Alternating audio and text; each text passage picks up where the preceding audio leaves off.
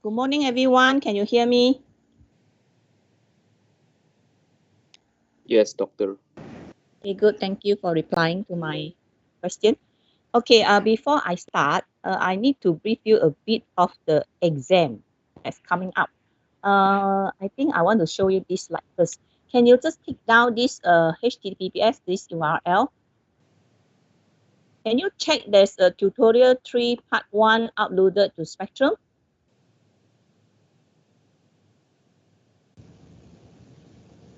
Can you check that one? Can you see any of the, can you see this, my slide?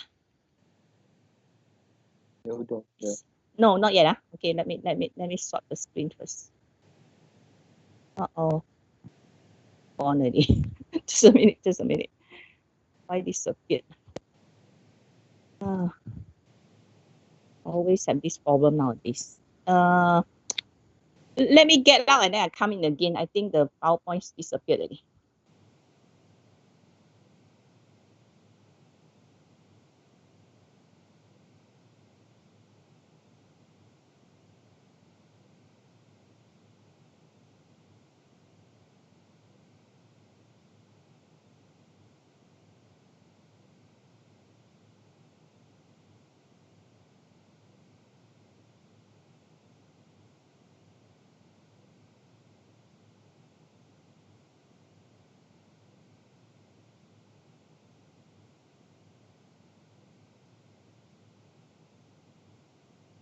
Can you see this slide now? Yes, doctor. Yes, doctor.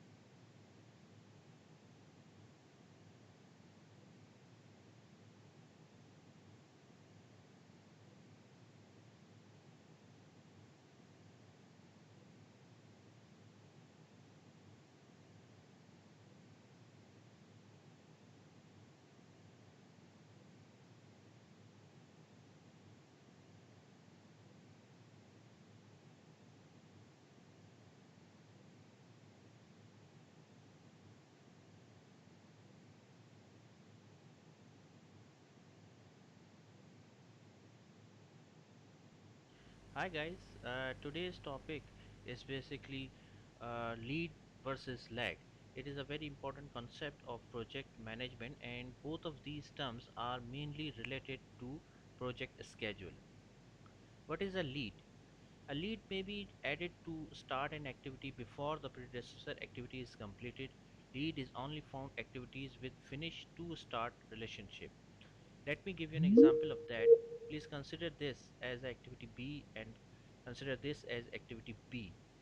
So if you here see from here that basically this is the lead time that activity B can be started before ending of Doctor, are you activity speaking? A. Because we So can't it hear will anything. save basically the time of a project. It is a acceleration time given or provided to activity B. Oh, sorry, This sorry, is sorry. basically It's called mute. as Okay, the okay. lead I time. repeat. Let us take a The real test for world this example. Saturday You are constructing covers a the 2-floor topics building from the and now first topic until today's topic. Okay, so Dr. Haru made a mistake. He's supposed to set 5 topics only, but he set including today's topic. That means total 6 topics.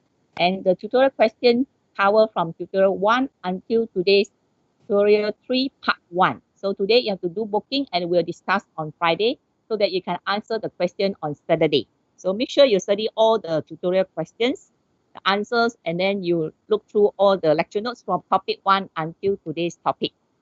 Okay, so just now I show you the link, right? This link, make sure you take down this link. The one who booked the question 1 of tutorial 3 part 1, you need to watch this video so that you can answer question 1 of tutorial 3 part 1. Okay now? Okay, now I better cover this topic because it's in the test. Okay, so first thing first, so I start with a quote. Okay, we can say many relations if we understand a simple fact that people are not wrong, they are just different from our expectation. That means everyone has their own opinion. Okay, so good morning to everyone now. So let's start with our lecture. So take down this website to answer question 1 to 2, 3 part 1. Okay, so today we are going to learn about managing risk, about risk management. So this is where we are now, managing risk, topic number 7.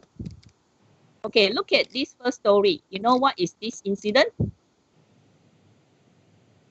you know what incident is this? 9/11. Yes, 911. Okay, so it happened long time ago. 2001, September 11 attack on the Twin Towers, New York City. So this is another incident that happened in China, which is an earthquake, and also again many people they got killed, okay, or injured during this earthquake. You know this incident, another famous incident that happened. You know where is this place? Anyone can guess? Sorry? Japan. Yes, that's right. This one is another tragedy that very sad one that happened to Japan. It's called the Japan Tsunami. Happened in 2011. Okay, total destruction. Okay, next, another one incident that happened in the Italian luxury cruise, Costa Concordia. So the sinking of the luxury cruise. So again, got a lot of people, you know, the cruise passengers, the missing and people, they die. Okay. Okay, next was incident that happened to Malaysia, the MH370. Okay. Okay. So this one is another incident happened in Australia. So this small girl, this girl only 8 years old. So she died after being thrown from, she was riding the Royal Adelaide show. Okay, so spinning and then she was thrown out and then she was killed in 2014. This girl is a Malaysian girl. She went to Australia for her trip holidays and then she was killed there. Okay, and this one is an incident that happened. So this woman, you know, she committed suicide. So this woman and the husband came back and say to her that the husband say that he will not stay with her anymore and going to stay with another woman. So she was very angry and then she wanted to commit suicide. So after the husband walked out from the building and she jumped up from 10th floor, okay, and then she wanted to kill herself. But okay, so what do you think? What was the ending of this incident? Okay, can you guess? A, the woman died, but the husband alive. B, the husband died, but the woman was alive. C, both the woman and husband were injured. And D, both which one do you think? A, B, C, D? D. E. D. D. C. D. Okay. So we got answer from B or C and D. Any other answers? The answer is the husband died, but the woman was alive. So you see, it's something that unexpected. So you know how the incident happened? The husband walked out from the building, the wife jumped out from the window, and the wife, you know, just fall on the husband. So because the force was so great, this woman killed the husband. So it was not the woman's intention. She want to kill herself. Instead, she go and kill the husband.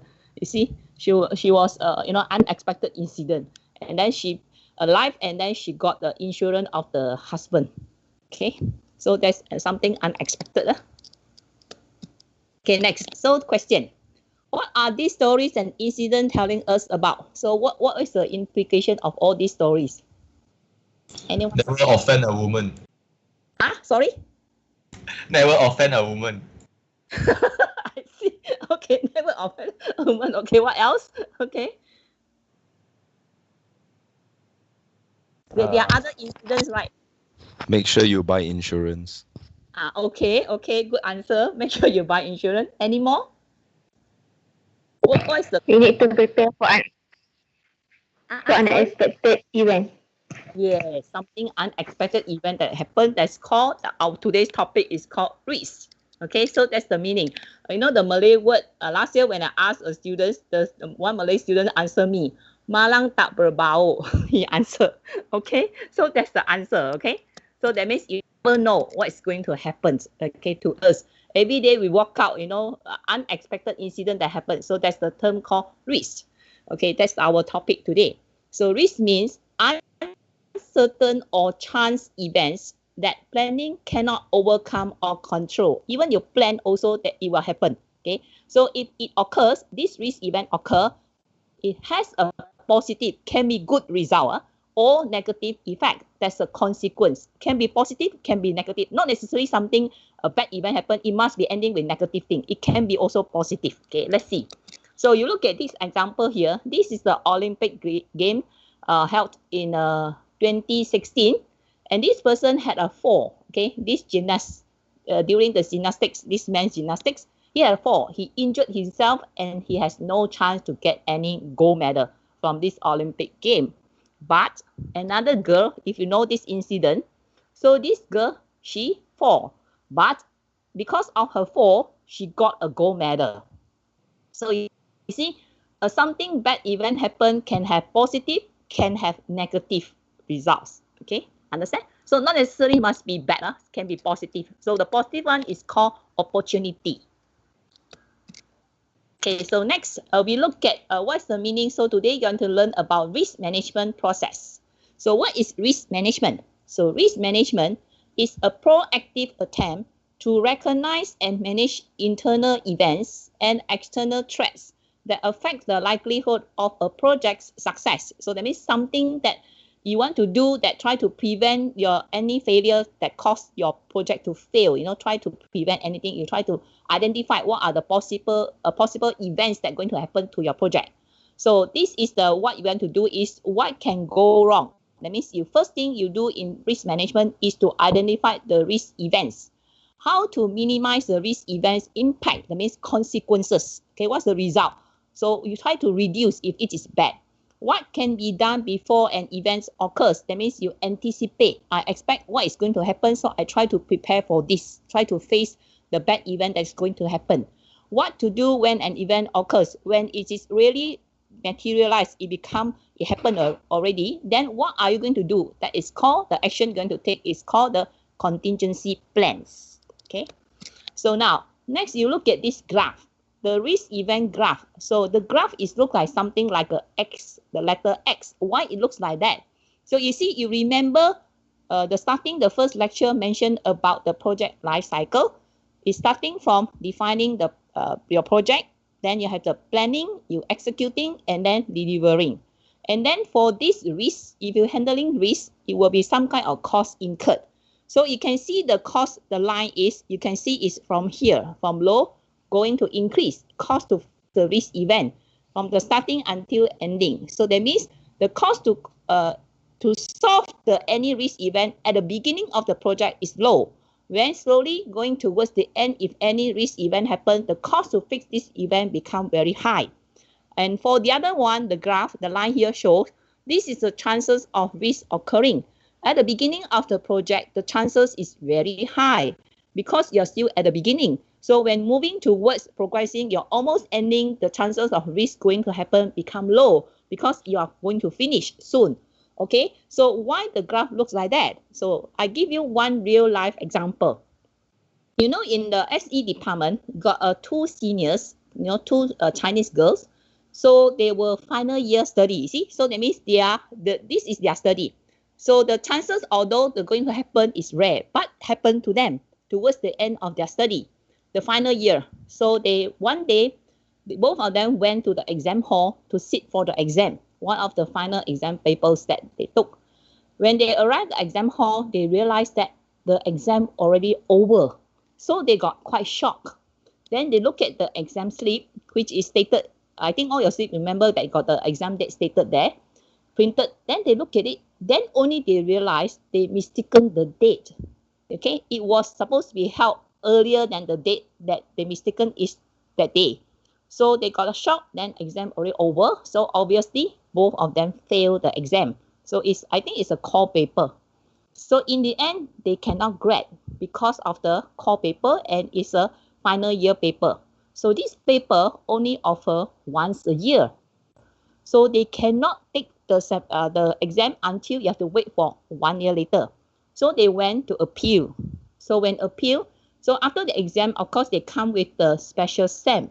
They ask to have the special SEM for the lecturer to have set a question paper again, just for special SEM for them to sit for the paper again, but without them having to take the course again, because they just finish the semester and they still know the contents of the course.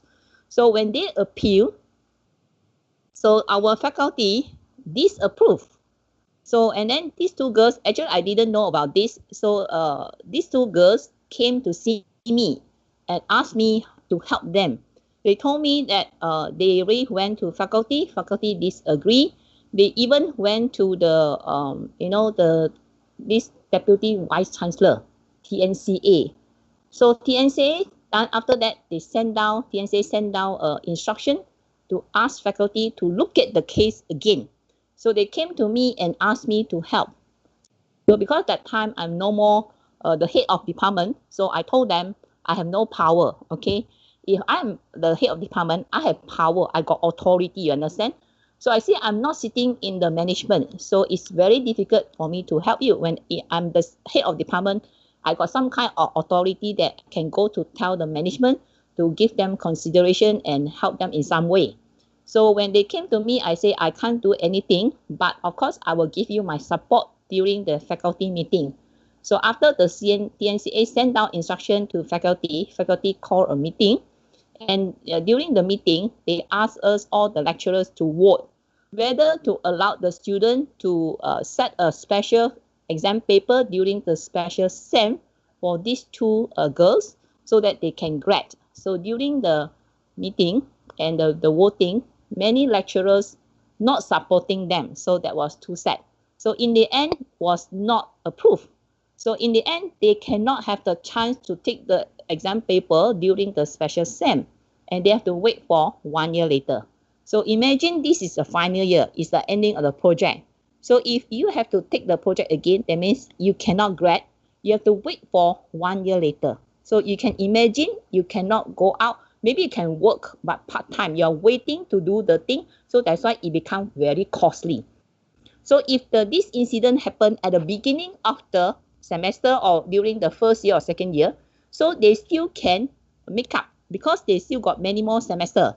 So they can still get the paper done before coming to the end of the last semester. So you see, that's why the graph looks like a X shape. You understand? So make sure that you people don't mistaken any date. You understand? You look at whatever things, it can happen. So these two students, they are very good result students, and yet you can see they still make mistakes. So it is very costly if towards the end of the study, you make any mistake, it is going to cost you a lot of money. Okay, you understand? That's why how the curve looks like this. Okay, next. So risk management benefits. So why you need a risk management plan? So this is a proactive rather than reactive approach. That means you try to prevent it from happening, identify, try to reduce it if it's going to happen. So that's why it's called proactive. You do something before it happens. And then reactive means something happened already, then only you do something. So that's called reactive. So risk management is proactive. So reduces surprises and negative consequences because you're prepared. You anticipate what is going to happen to your project. You're really prepared to face whatever the unexpected events that are going to happen. So that's why it reduces any surprises that happen to your project. You're really prepared for it, going to face the problems. So prepares the project manager to take advantage of appropriate risk. So you really prepare, identify all the possible events. So you have the advantage. I know if happen, what I'm going to do with it. Okay. So next, provides better control over the future. See, because if you are not having the preparation there, then suddenly you got shocked. You don't know how to control your project. Suddenly something happened. We do not know what to take, what action to take. You'll be in the shock position. So improve chances of reaching project performance objective within budget and on time. If something bad happen, of course, the project will be delayed and the project will be over cost. So you really have the preparation there. So there's a chances that you will still meet your objective of the project scope.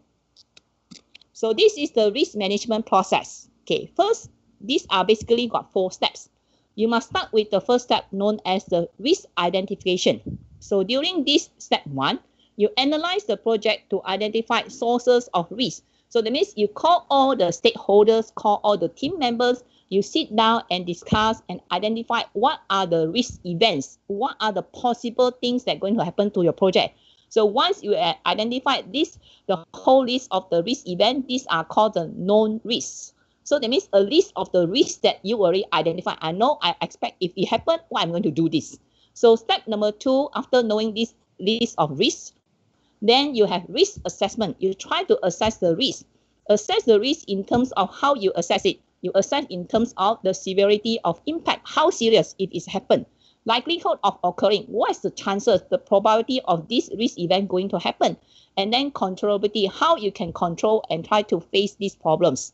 So next, after you have analyzed this, then you got the score, the risk assessment, and you go to step number 3, which is the risk response development. So here you develop a strategy to reduce possible damage. So if this risk event happen, I try to reduce what kind of damage that's going to happen to my project. And you develop the contingency plans. So that is how you respond to this risk event. So if really materialize this, I'm going to execute this plan.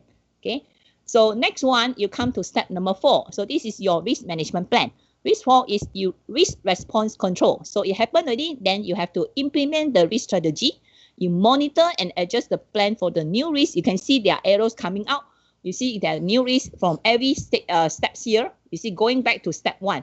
So that means from time to time, new risk is going to happen to your project. It's not saying, oh, I identified this risk, that's it, no more. No, there are new risks coming in. Okay, so you monitor and adjust plan for new risks and you change management. Remember the term, if something happens, then you make change. So you need something called change management.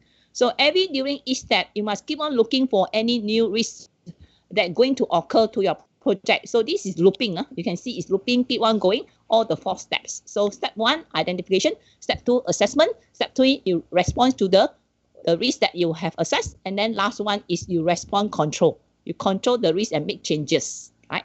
So now we go through one by one. Managing the risk. Step number 1, which is risk identification. So first, you generate a list of possible risks through brainstorming, problem identification, and risk profiling.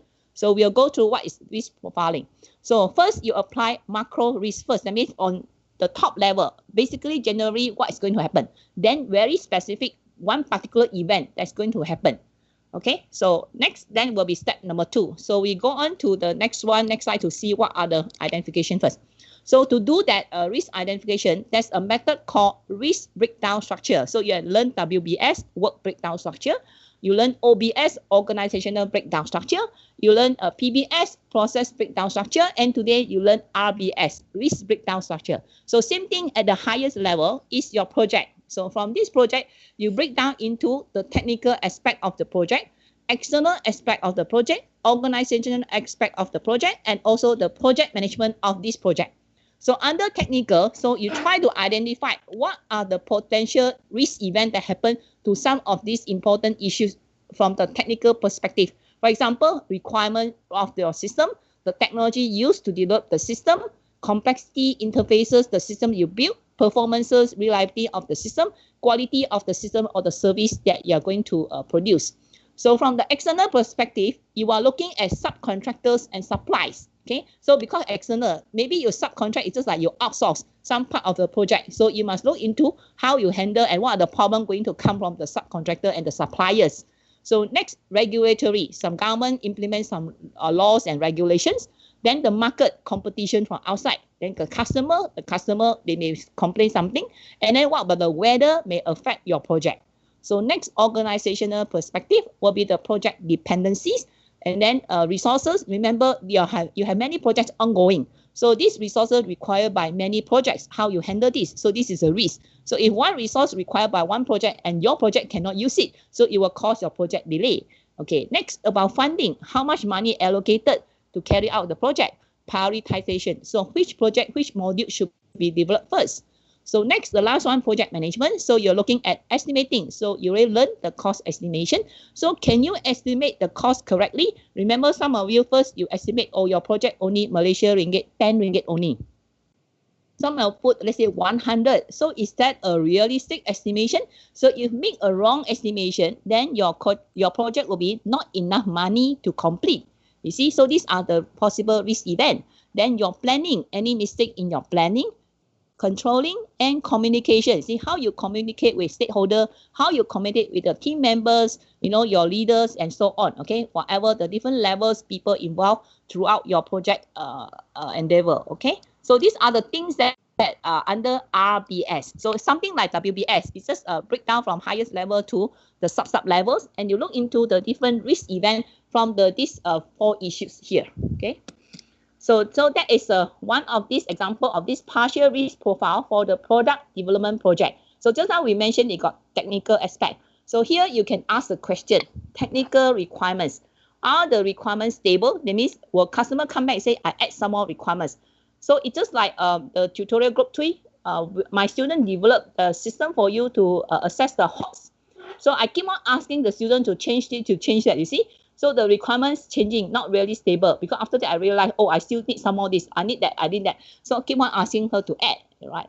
So next is the design. Does the design depend on unrealistic or optimistic assumptions? So how does your design look like? Is it can be, designed in that way, or it is not realistic, cannot be done? So next is the testing. Will testing equipment be available when needed? So when you test the web-based system, you need automated testing tools. So do you have the tools when you need it that time? So next, development. Is the development process supported by a compatible set of procedures, methods, and tools? So when you develop, do you have all these standard procedures to use? Then next is the schedule. Is the schedule dependent upon the completion of other projects? Because you need other, let's say, other team to finish something, then you need the output from that one to become your input, you see? So schedule, dependency. Next, budget. How reliable are the cost estimates? See, if you estimate wrongly, that means not enough money to complete your project. So next is the quality. Are quality consideration built into the design? So in the end, when you produce the system got any errors or not? So that's why tutorial group 3, I asked you to do the test. That's a user acceptance test. So I give you 3 days. Okay. So I don't know whether you have any one of you detected any errors so far, and then you have to inform my student to do the debugging before you use it for the actual data collection. So this is the quality aspect of the product. So next, management. Do people know who has authority for what? So that means in the management, who can make decision?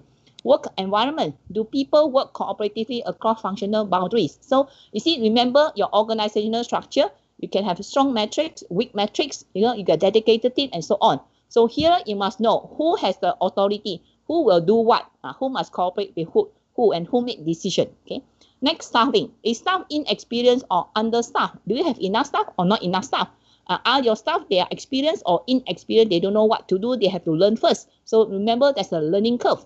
So customer, does the customer understand what it will take to complete the project? So the customer knows what they have to do or not, because it's just like for you, tutorial group 3, you are the end user. I ask you to take the test, or the respondent, they are the end user of the system. So do they know what to do with the system? They know how to use it or not? Then contractors, if you subcontract, are there any ambiguities in contractor task definition? See, so if you subcontract to outside people, the outside people knows what kind of thing they should produce and give you back after they finish the job and return to you. So is it up to your expectation or not? So these are all the possible risk event that are going to happen, and this is called risk profiling. Okay. So next, after you have to itemize all these risk events under the each different topics, now you define conditions for impact scales. So you can define relative or numerical scales. It gives the rating of 1, 2, 3, 4, 5. 1 means very low, 2 means low, 3 is moderate, 4 is high, and 5 is very high. So you see, you can look at it from the project objective in terms of the cost, in terms of time, scope, and then quality. And then you set the rating, how you assess, okay, this risk. How bad is this thing, is the event when happen, how it's going to damage your project, okay? So very low, insignificant cost increase. So these are the guidelines, see? So if there's something that your cost estimation is inaccurate, let's say it costs less than 10% cost increase, then you give a rating of 2. So if 10 to 20% cost increase, then you give a rating of 3. Then if it is 20-40% cost increase, that means you're estimated very badly, wrongly, then you give a rating of 4. But if it's more than 40% cost increase, then you have to give a rating of very high. So the cost, that means you really underestimate your project cost. Then it's very serious. So you based on this rating 1, 2, 3, 4, 5, and these are the guidelines how to choose which scale you should use in terms of cost, time, scope, and quality. So if you have this, then it's easy for the person to do assessment based on the list of risk event you identify, and you're assigning the scale. Okay. So next, anyone knows Murphy's law? Anyone knows what is Murphy's law say? Yes. What is Murphy's law say? Anything can go wrong at any time. Like there's no. Yeah, good. That's the meaning. Anything that can go wrong will go wrong. So that's Murphy's law, a very famous law. So if you think something that will go wrong, it will go wrong. Okay. So that's why exam time, don't go and think, oh, I'm going to fail the test, then you're going to fail the test. Okay. Make sure you think of the good one, don't think of the bad one. So definitely it's going to happen, right? So next, risk assessment form. So after knowing that, the list of identify all the risk event, now you're going to assess. So to assess the risk, you go and draw a table. Then you list down this column here, the risk event. What are all the possible events? What you're going to anticipate going to happen to your project?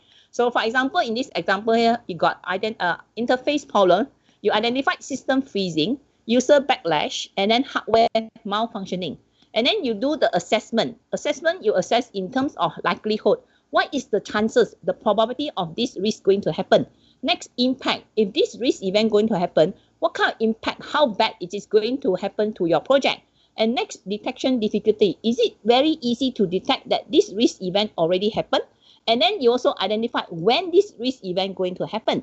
So for example, interface problems, the system interface. So when you know is this interface problem going to happen during the conversion, okay? So is it likelihood to happen is 4. 4 is quite high. Impact also quite high. That means if it happen, it's going to have a quite high impact to your project success. Next, detection difficulty. It is quite difficult, okay? So you can see this is the rating here. And then next is the system freezing. The system just hung already. So system cannot move. So when you know this system will freeze, so it's during the startup. When you start the computer, it's not going to start up. Okay, so this is when it's happened. So next, is it difficult to detect? Yes, it's difficult. It's only when you want to start, only you realize. If you don't start the computer, you never know. Okay, so what kind of impact? Of course, you cannot do anything. If the impact is 5, it's very high. And then what's the likelihood? So usually your computer will start. Very rare is cannot start, right? Actually, I have this problem last night. My laptop almost cannot start, it was freezing. So I was quite panicked last night. So fortunately managed to recover, okay? Otherwise, today I cannot have lecture.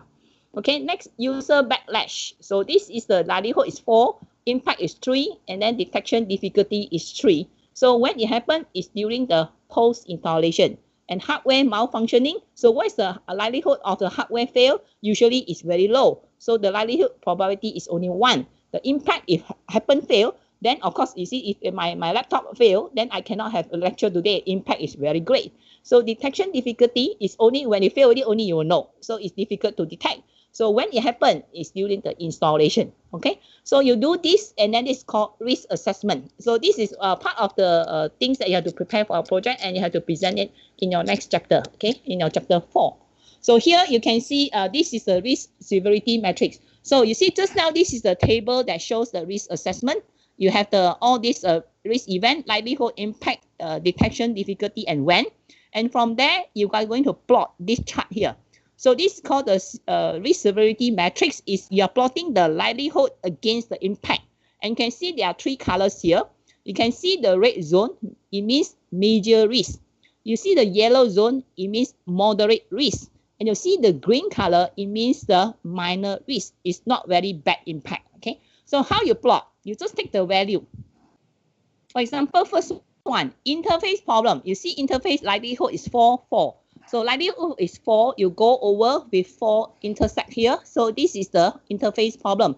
And it fall within the region of red. So that means interface problem is a major risk. So next, system freezing is 2. You from 2 is likelihood go across and then match with the number 5 here. So again, this is within the red region. So system freezing is also a major risk.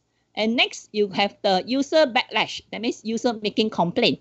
So you have from number 4, likelihood is 4, go across, come to number 3, impact go up. Then you have the user backlash. So user making complaining. Okay, here, then you see this is under what? Yellow zone. So that means the risk is moderate, average. Okay, and next one is hardware malfunctioning. So it's 1, you go across 1, and then you go up is 5. So it's hardware malfunctioning is 1, 5 is also in the yellow zone. So that means these are moderate risk. So if fall within the green, that means it's minor risk. If you got no time to attend or no money to allocate for this, it's okay not to attend to this green zone. But you have to address all these risks that happen fall within the red zone and the yellow zone. You understand? So you know this is something like the traffic lights. So it's the red, the yellow, and the green. Okay. So next, this one is I already come to the second one, which is this part here. This one, I already come into step 2, risk assessment. So this is a scenario analysis, risk assessment matrix, and now we are coming to failure mode and effects analysis, FMEA. Next, also your study probability analysis. So you one is decision trees, MPV, and PERF. You are going to learn PERF.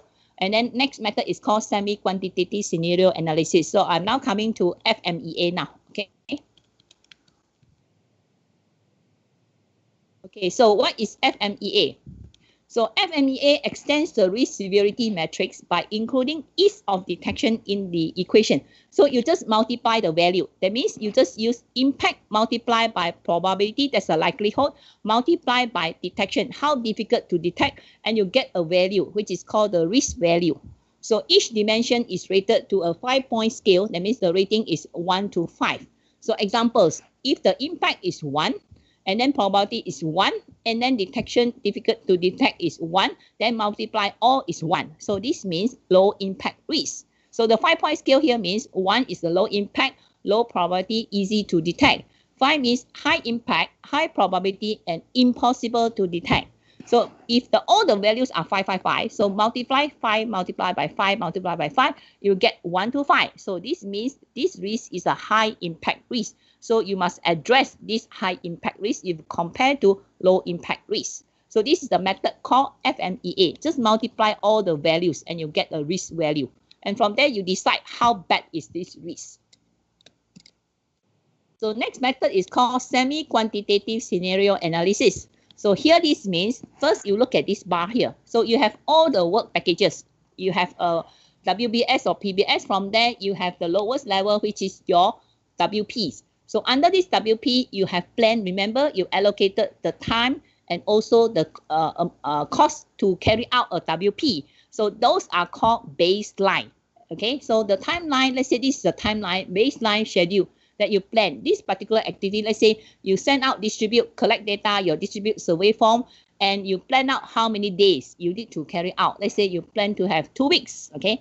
So in this example here this one is the baseline schedule and is estimated to take 500 days. So this bar here, this 50% here means whatever you plan, the chances is 50%.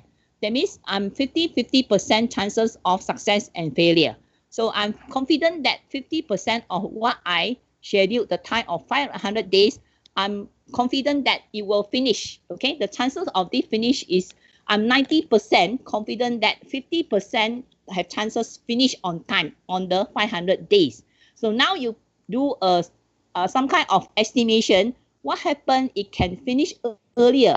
So let's say you estimated the time to finish this job is 500 days, but you estimate the optimize it. So if you can enhance whatever things that you can do for this task here, and then you estimated that if in the best case, in the best situation, that means I finish earlier than 500 days, assuming it's 470 days. So that is earlier than 500 days, 30 days earlier.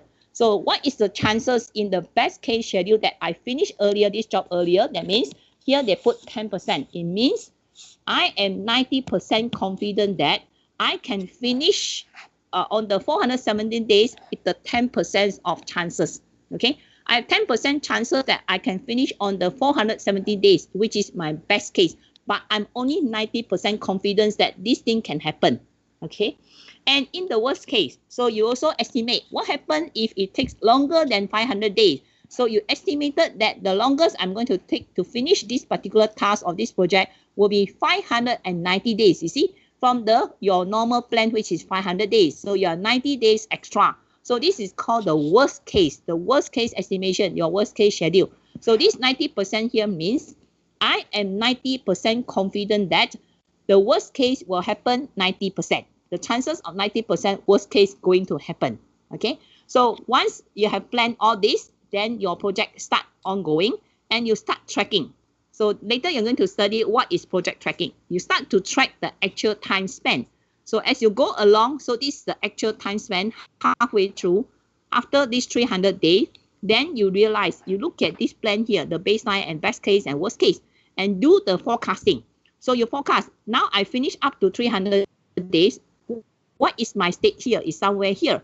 Then what do you think? You think you still can finish on time, baseline, which is 500 days, or you can finish earlier, or you will finish later, the worst case here. Then you do a forecasting, and you just estimated to happen that when I finish until 300 days, I do an estimation. I forecasting that, oh, this project or this task going to finish on the 550 days. Okay, so we will come to this later when there's a chapter about project progress, and you have to learn how to do this. Okay, how to do this forecasting later. Okay, so this method is called semi-quantitative scenario analysis. That means you have the baseline first, and then you predict the best case and you predict the worst case. Okay, so this is called the risk schedules. Okay, next, come to managing risk, the step number 3. So this is called the risk response development. So when you perform risk response development, you have to look at these few things. You can do mitigating risk, that means reduce the risk. You can do transferring the risk. You can do avoiding risk, sharing risk, and retaining risk. So what is each of these? We'll go through one by one. Okay, first one, risk. So what is mitigating risk? Means reducing the likelihood an adverse event will occur. That means you try to reduce, if the risk event happen, I try to reduce the probability, the chances of the negative effect that happen to your project. The second one, mitigating risk, also refers to reducing impact of adverse effect. The event, it happened, then the consequence. I reduce the consequence that happened to the project. Okay, you first reduce the chances of happening. Second, reduce the impact, the consequences. Now you look at this picture here. So this is a plane crash, you can see. So this plane crash happened in 2009, okay, January 15, 2009. So this is an US Airways plane crashed into the place called Hudson River. So this is a catastrophic collision. What happened? Caused by what? Between the plane and a flock of birds in New York. So you can see there are some birds flying here. Okay, the birds caused the plane to crash. So can you see, can you just tell me, in the end, what happened to this, all the passenger on this plane here? Anyone got killed? Or killed in the plane crash? Anyone? No. No. Yeah. So nobody. This one is the one very famous incident, plane crash incident, that 100% no one killed in this incident. 100% all alive. Okay. So this one was due to the success of the captain. Okay. So this is part of the story of this captain, that how he made the decision to save this plane crash. Okay, from people from being killed in this. So what happened was, these birds. All these birds, this Hudson River is near this river here. and then a lot of birds flying there. So what they do? So they try to reduce the likelihood of plane crash, because the birds, when they fly into the engine cannot turn. So plane crash going to happen. So first they really try to reduce the probability of this plane crash happening by they use the gun to shoot down all these birds. That's the one way. So now, but unfortunately, the bird still, some bird went into this particular plane, and then the plane crash going to happen. So the captain very smart, and he has to reduce the impact. If there's a plane crash, people going to be killed. So when he realized that the engine is not turning, you know what he did? So that's why you can read the story. So he decided to do a landing, you see, immediately. So you know where he landed? So make a guess. Is it far away from the riverbank or near the riverbank? What do you think? Near or far? In the river. Yeah, he landed, of course, in the river. Yes, he landed in the river. Okay, so I'm asking, he landed near the river or landed far away from the river? Far away. Far away. Near. Okay. Anyone say near? How many say near? How many say far? Far. Far. Okay, many say far away. So that it won't injure the people near the river bank, is it? Yes. Okay, that's your reasoning. But you are wrong. Okay, so he should try to land as near as possible, because you need people.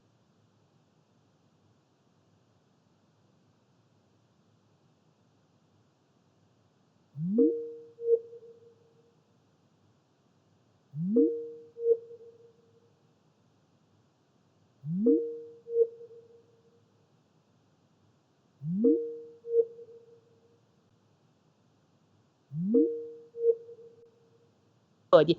People cannot save. It's very difficult, right? It's all drowned already. So he tried to land this very skillful captain. He landed on the surface and then quickly called for rescue, because he's trying to near the riverbank. When they come to, it's near distance, not far away. So they can evacuate. You see, after that, if you watch this, you can go to the internet and watch. You see, they can see. I remember I watched this incident happen was on the TV that day when it happened. I was watching the news.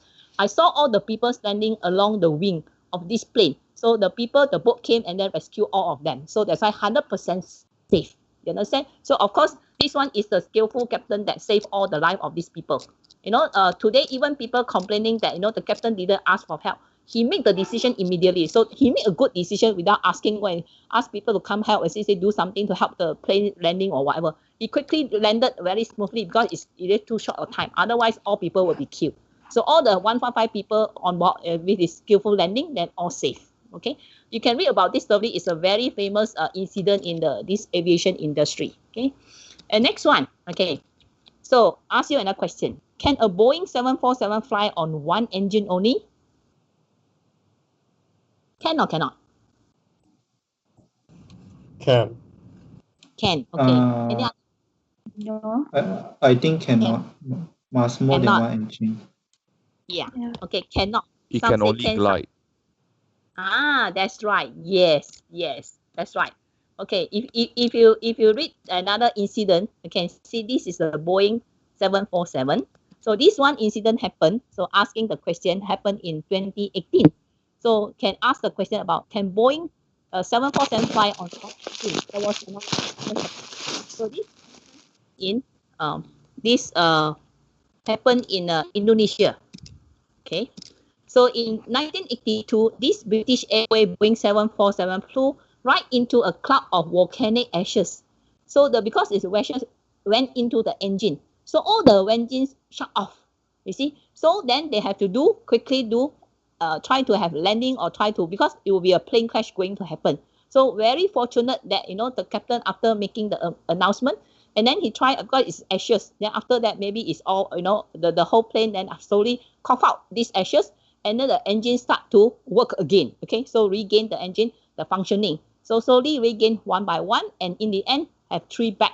Okay, so in the end they found out that this one engine is not enough for the plane to fly, but one engine can get the plane to gliding down, slowly fly down, and for a safety landing, that able to save people on board. So that's why they say Boeing 747 is very safe. Even with one engine can just do a safe landing.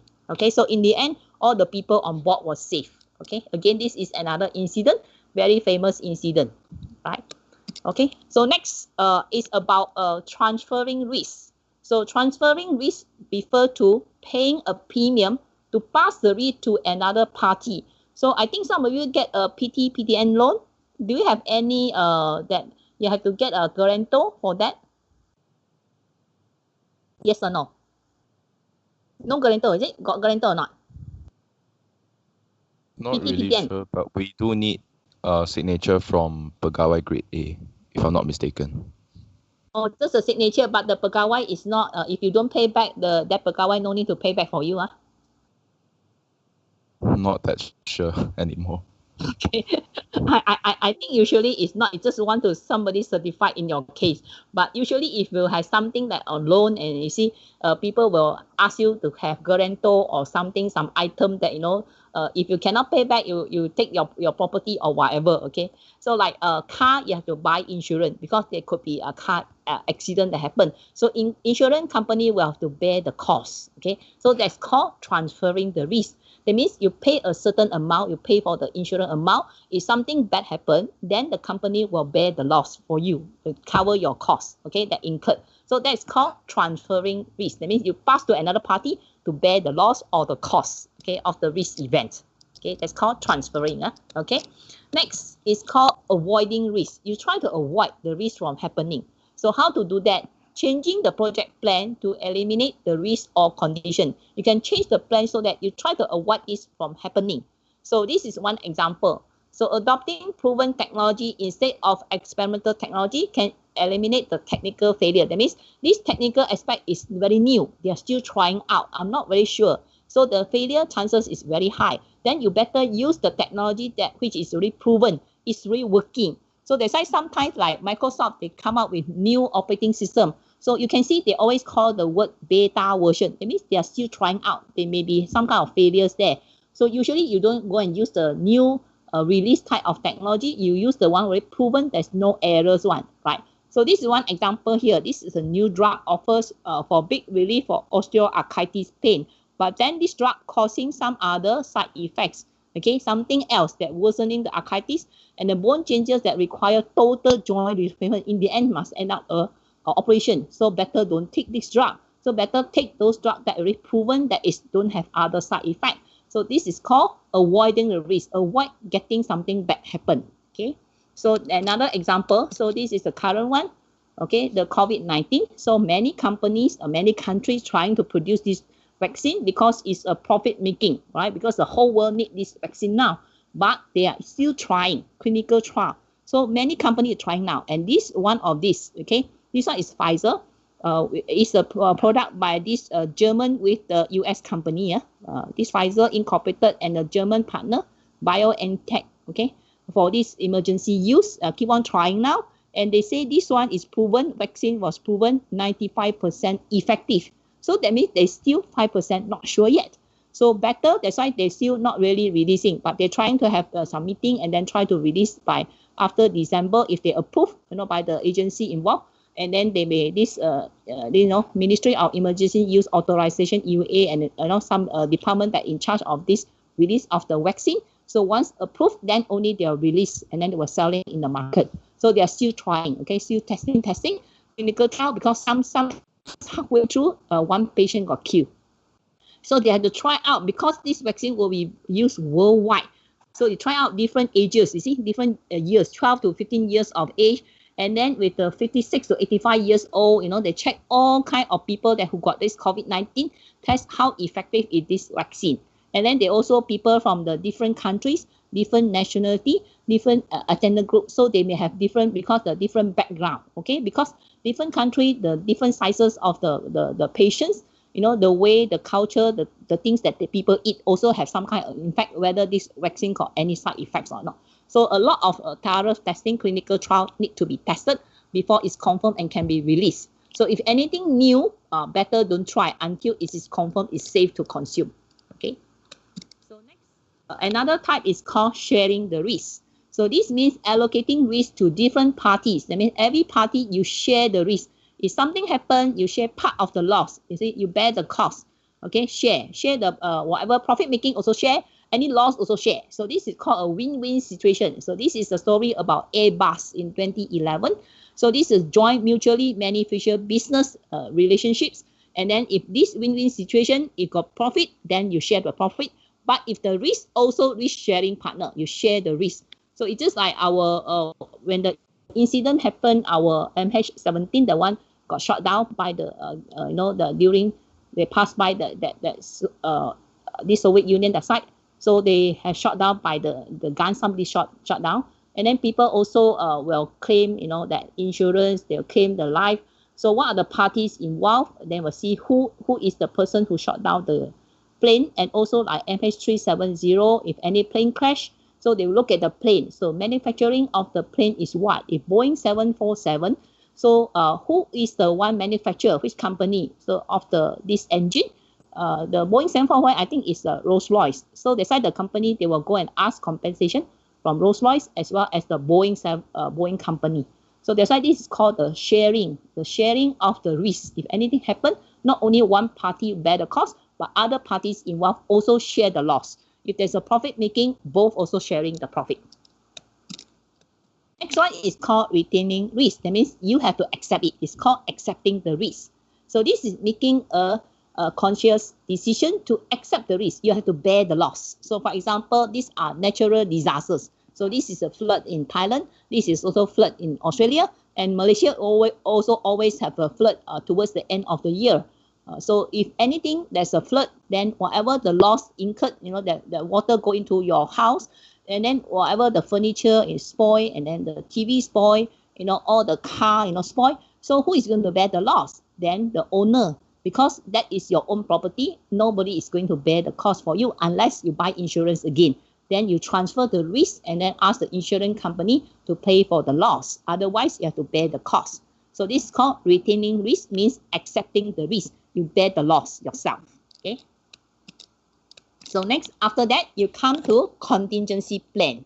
So this is an alternative plan that will be used if a possible foreseen risk event actually occurs. So now the risk event happened already. So you have to do something. So what you want to do, the action you're going to take is known as contingency plan. So this is a plan of actions that will reduce or mitigate the negative impact, the consequences of a risk event. So that means this action is trying to reduce how bad it's going to happen to your project, the consequences. That's the call for contingency plan, reduce the impact. So risk of not having a contingency plan. You see, this is, if you don't have a contingency plan, you are having a risk of not having this plan. So having no plan may slow managerial responses because you're not planned for the risk event. So something happened, you got a surprise, you do not know what to act. Okay. Decision made under pressure can be potentially dangerous and costly. You see, you never plan that suddenly there's an event happen. So you never plan for it. So it happened to you now and you say, oh, I don't know what to do. And maybe you have to do something now and you make a decision that is in a very short time without have a consideration, have a good thinking and different options that you can take so that, you won't have something very bad happen to your project. So it end up with, because you don't have that kind of actions that going to take, you already plan out, they're going to act on this certain risk event, that you make it in a very short time decision to, I want to do this. And then this decision, it come out to be not a good decision. It end up your project will be overcost and then project delay. So that's why if you have some plan that of a risk event going to happen to a project, you really anticipate. So if this thing happen, oh, I know what to act. But if you have not planned for this, then it's very dangerous. So you will end up with a lot of bad impact to your project success. So next, how you do this? So this is called risk response matrix. So like the risk assessment matrix, same thing, you just plot this table here. You put back this risk event here, interface problem, system freezing, user backlash, equipment malfunctions. Now, response here, just now you learned how to respond to the risk. It can be reduced, that means mitigate, reduce the chances, reduce the consequences, okay? Or you transfer to another party to bear the loss. So next, you have to find out when this event going to happen, trigger, that means at what time this thing is happening. And you assign somebody responsible. So if it already happened, then you apply contingency plan, how to do. So for example, interface problem, you try to reduce it, okay? So the person who is responsible of interface problem is males, okay? This is your staff in charge. So how do no interface problem already happen? It's called trigger. So that means this thing happened already and you still cannot solve it within 24 hours. So what you do, then you go and call for help and then work around until the help people who really can solve the problem come and help you to solve this interface problem. So first you try to reduce it, you try to solve it. If you still cannot, then you call other people who can help to solve the problem. So for system freezing, you also try to reduce it if you can.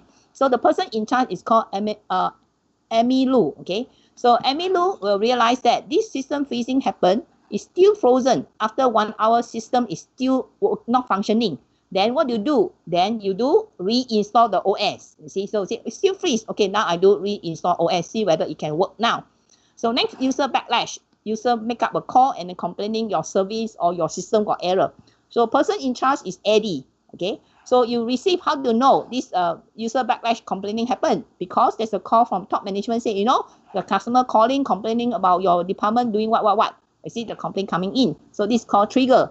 So how do you solve this problem? If it already happened, that a lot of complaining from customers, then you increase the staff support, you see? So you try to increase support so that it can solve their problem as soon as possible, and you reduce the complaining from the customers, okay?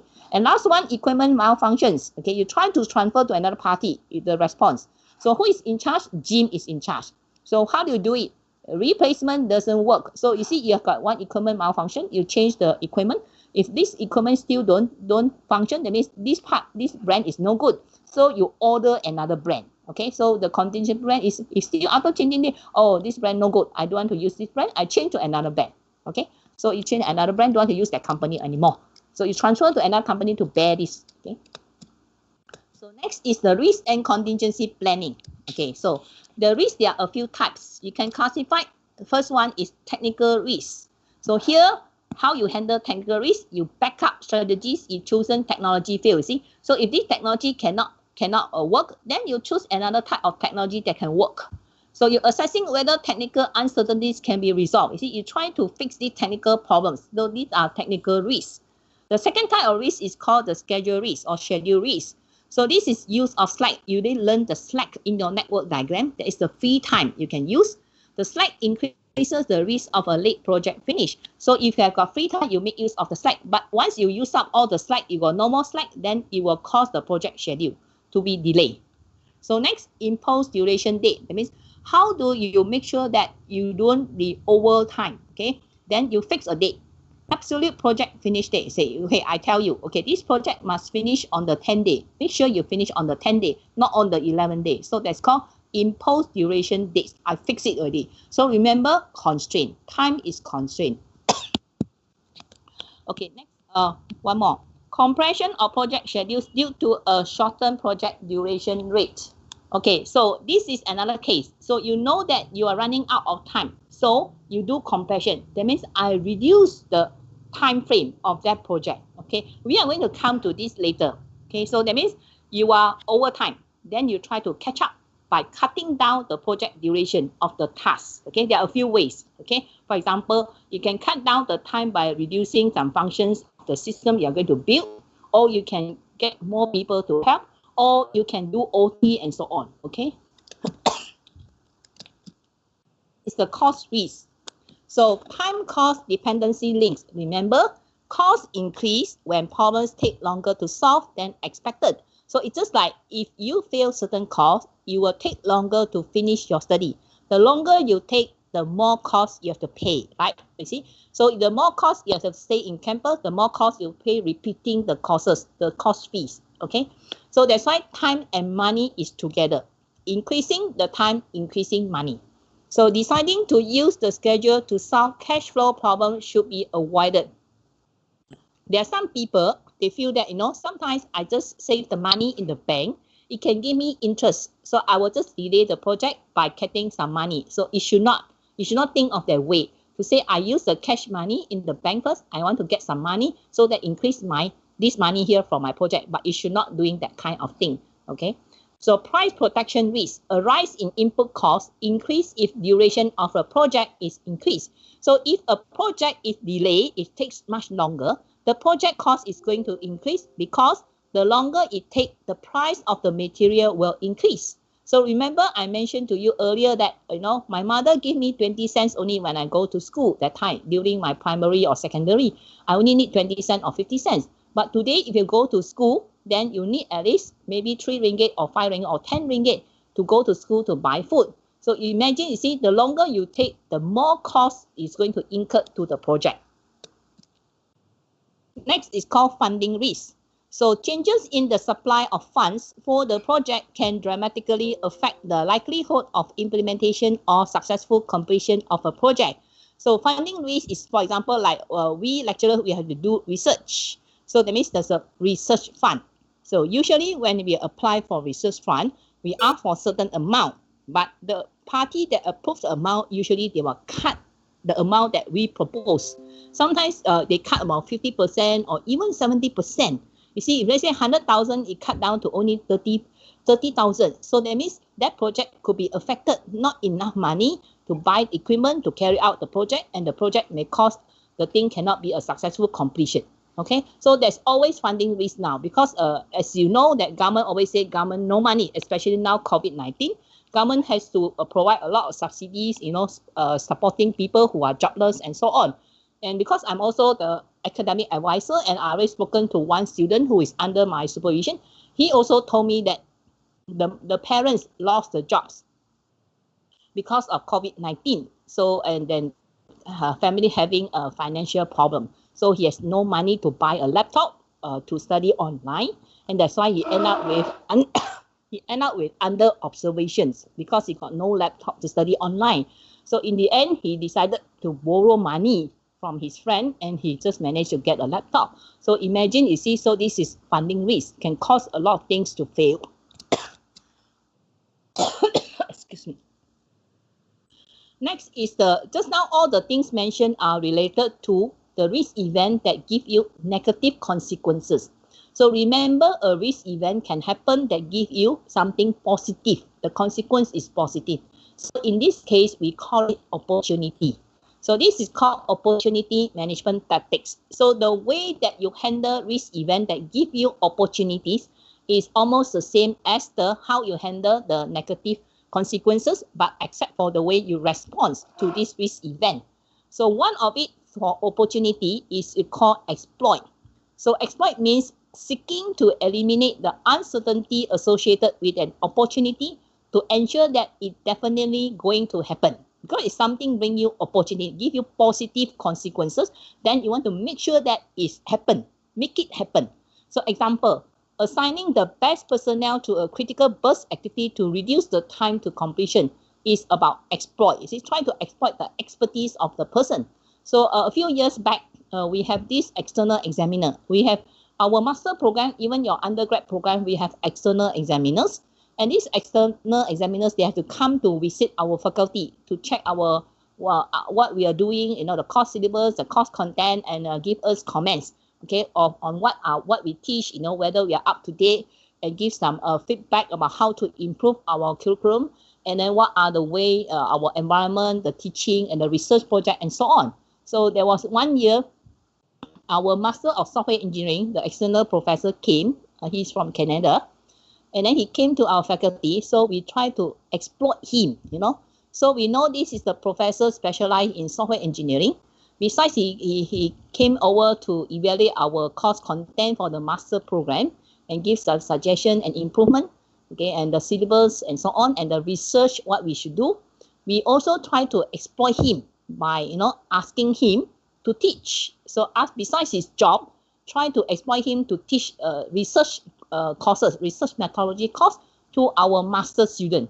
And maybe one course of his special area of specialization, he specialized in requirements engineering. So we also ask him to teach the master course, one course, and also the research methodology. So we call it exploit. We make use of the expertise of the person to the maximum that we can use him. Okay, so that's called exploit, the opportunity. Okay, because he only comes in within the 5 years of his appointment as the external examiner. So the second one is you try to make use of this full opportunity, a good thing that's going to happen to your project is called sharing. It's share. Allocating some or all of the ownership of an opportunity to another party who is best able to capture the opportunity for the benefit of the project. So example, establishing continuous improvement incentives for external contractors or joint ventures. So for example, if you join with somebody, then you share, something that is good. Okay. So for example, if you go to market, you buy something, right? So if let's say I buy one packet of this, let's say this biscuit, I buy one packet of biscuit, it costs 5 ringgit. So the seller will say, okay, if you buy 2 packets, you instead of 10 ringgit, I only charge you 9 ringgit. You see, but you have to buy 2 packets. But then you cannot finish if you are buying 2 packets of the biscuits. Then you go and say, go and talk to your neighbor. Hey, if you go market together with neighbor, hey, we buy 1 packet, you buy 1 packet, then we share. You see, so become you get pay less. You understand? So this is sharing the profit or the incentives. Understand? So it's called share. That's opportunity. Next, enhance. Taking action to increase the probability and or the positive impact of an opportunity. So for example, choosing raw materials that are likely to decline in price. So this is enhanced. If I buy this, there are many types of material I can use. But this particular type of material, if I buy this, is equally good quality, but that is a price is going to decline, reduce in price. Of course, you save my project cost. So you enhance, you optimize the opportunity that you have by choosing a one that bringing benefit to your project. Okay, so that's called enhance. So next is the term called accept. So this one is being willing to take advantage of an opportunity if it occurs. So if it happens to you, you take it, but not taking action to pursue it. But you're not taking action to go and get it. So it just accept it when the opportunity comes to you. So for example, I got the opportunities to go to Japan for this project management training many years ago. So that one was I applied. So and I got this opportunity to go to Japan to attend a training. So I was staying in Japan, Tokyo for project management training for some time.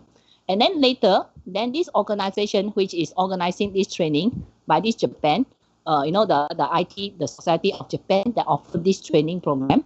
Then one day they call me up. They say there's another training coming up. We want you to go. So they asked me, I did not apply. You see? So they asked me to go is because they say this time, the first one I went is no need to have Japanese language knowledge. You don't need to know Japanese language. The second one, the training given by this Japan IT, the society from Japan, saying that this time the training will be conducted in Japanese language. And then it's offered to Malaysia, all the Southeast ASEAN countries. And then Malaysia got one candidate can go for training. So they couldn't find anyone who knows Japanese language. So they call me up. Can you please represent Malaysia to attend the training? You see, I did not apply. So they give it to me. So I just accept it. So I didn't go and pursue and go and apply for this. It's the one they give to me. So this is called accept. So I take the opportunity. So I went for training again. So I got opportunities to attend training in Tokyo 2 times. Okay. So understand? What are all these things? The term that when there's opportunity, you do exploit, you do sharing, and you do enhance and also accept. Okay.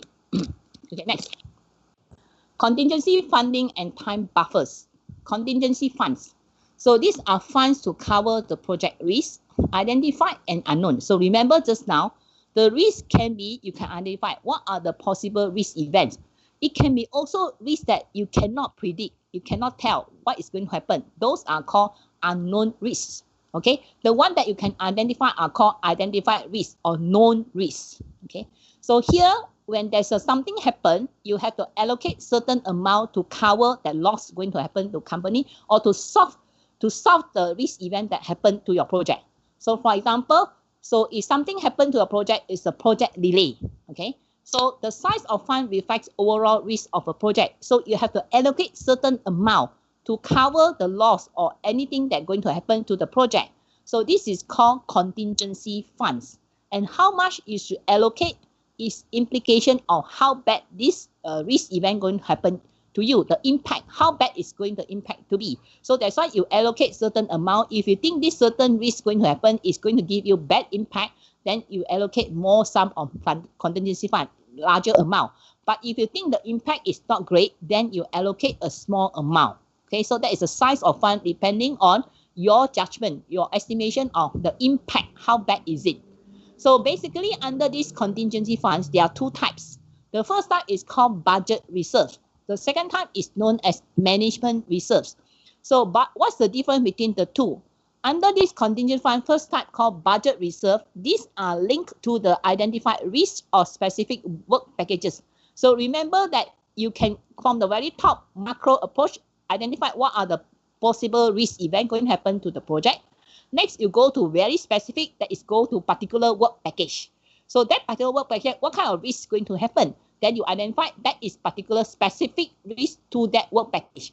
So after identify that, you allocate some sum to overcome risk event that is going to happen to this WP. So this is called budget reserve. Any amount contingency fund that you allocated for solve the problem that going to happen to a work package is known as budget reserve. Okay, management reserve on the other hand, they are large funds, larger amount to be used to cover major unforeseen risks, something very huge and you cannot predict when happen. For example, a change in project scope, you see, it was this scope is like that, then they change totally to something else, very major change in the project scope. And this major change in project scope sometimes can end up with project failure. So remember the one very serious problem that a project going to face and cause the project to fail is the change in project scope or the project requirements. The major change can cause a project to fail. So take note of this. So because of this major change in project scope, you have to allocate a big sum, a large fund, large amount of money to handle this major change. And this amount is known as management reserve. Okay, so you know the difference now? The WP, any amount to handle any problem that's going to happen to a WP is called budget reserve. Any amount that you allocated to handle a major change to the project is a total project cost handling the risk is called management reserve. Okay, understand the difference now? Under these two contingency fund, they got these two types and how, when you apply these two types. Another type is called time buffers. That means not enough time. So you allocate some time called time buffers. So this is the amounts of time used to compensate for unplanned delays in the project schedule or project schedule. So you allocate some extra time to handle those that unplanned delays. There was some kind of delay in the project schedule. I give you one example. As I mentioned earlier in my email to those project leaders, I also have to in charge of these industrial students that now there are some students, second year students, they are undergoing their internship in the companies. So I have to handle 7 students. So, you know, every time when I talk to their supervisor from the company supervisor always say one statement to me. They always say that, you know, we will allocate time buffers for the interns. Why? Because they know interns, they are inexperienced staff. They are doing some job for the companies, but they know that they are trainees. They are still learning. They are not familiar with the work of the companies. You know, the whatever, you know, the whatever framework or whatever things that people do in the company. These interns and trainees, they are still learning. So because of the learning curve, remember, if it takes how long you take to pick up the thing, so it will cause some delay in the project delivery. So the task assigned to the interns, most of this supervisor always say to me, we give time buffers to all the interns. We will set a date for the interns. Okay, let's say this is job. It require actually supposed to submit after 10 days, deliver the outcome. But we will always give another 1 to 2 weeks extra for the interns. If the interns cannot finish, they can make use of these time buffers, submit within the extra 1 to 2 weeks time. Then they don't claim that the intern is not performing, because that is up to their expectation that they already know that the interns are not that good. They cannot meet the deadline. So that's why most of them, they allocate time buffers. Okay, understand? So that's called time buffers. You go and cater for extra time for you expected there will be a delay from the interns. So this is known as time buffers. Now, how you allocate contingency funds for your project? So here you list down, remember you have all the activities. Let's say these are example, hypothetical example here. You got the design, you got coding, you got testing. So each of these, you see, so you allocate, this is the budget baseline. This is the actual amount you allocated, the cost estimation. This is in thousand. So this is 500,000 for designing, 900,000 for coding, 20,000 for testing. So this is allocated amount for these phases here, design, coding, and testing, or these activities. Then you also allocate budget reserve. Remember, budget reserve means for the WPs. That means for this WP, for the design WP, for the coding WP and the testing WP are allocated 15,000, 80,000 and 2,000. So this is called budget reserve, very specific amount for that particular, all these WPs under this activity here. So after you have this, then you sum up this. So 500 plus 15 is 515 here, 515,000. 980, 980,000. 20 plus 2, 22,000 here. So this become the subtotal here, 1517,000. So next, remember management reserve. You have to allocate another amount. So this contingency fund here, it shows you here got budget reserve and management reserve. So management reserve, you just give a lump sum, a big sum amount. So in this case, this example here is 50,000. I just allocate on top of this budget reserve. I already have this amount 1517. I also allocate another amount called management reserve, just a big sum there, 50,000 to cover whatever other unforeseen major risk that going to happen to the project. So that's management reserve. Then you sum up everything, you get 1567,000. Okay, so this is the way how you allocate contingency fund and how you estimate.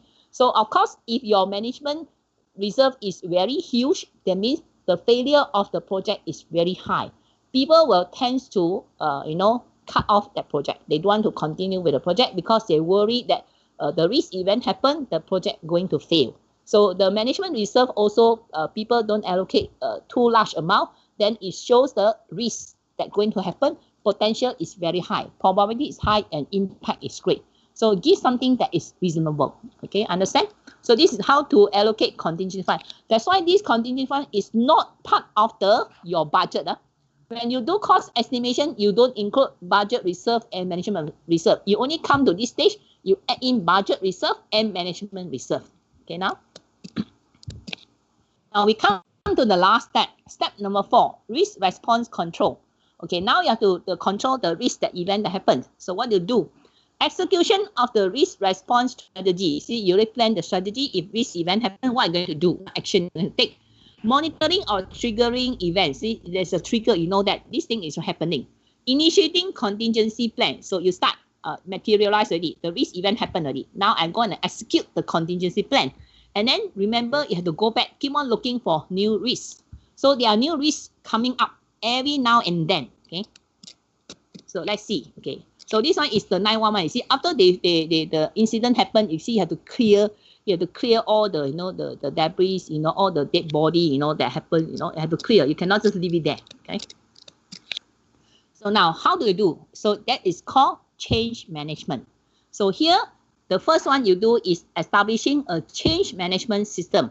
There's a change occur. So you have to monitoring, tracking, and reporting the risk. So you keep on monitor what are the news risk that event happen.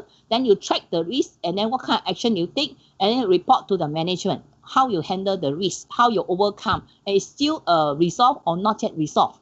Next is fostering an open organizational environment. Because how do you know risk event? If somebody has to report something happened.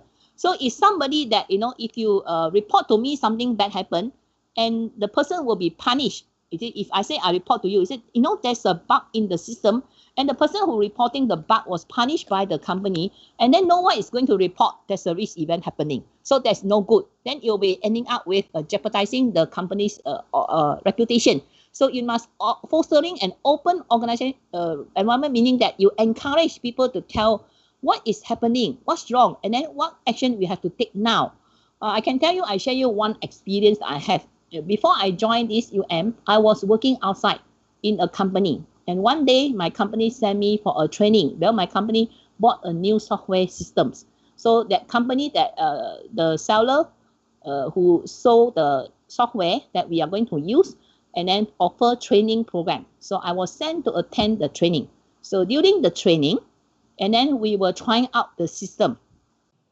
And I found a bug in the system that my company bought, and during the training I found the bug. So I put up my hand and I tell the trainer, I say, there's a bug. When I press this key, it's supposed to do something like that, but it give me something else. That's why I asked the tutorial group 3 to do the user acceptance test, is to find out whether there's any errors before you go for actual data collection. Is very important. So you see, during this training, I found the bug.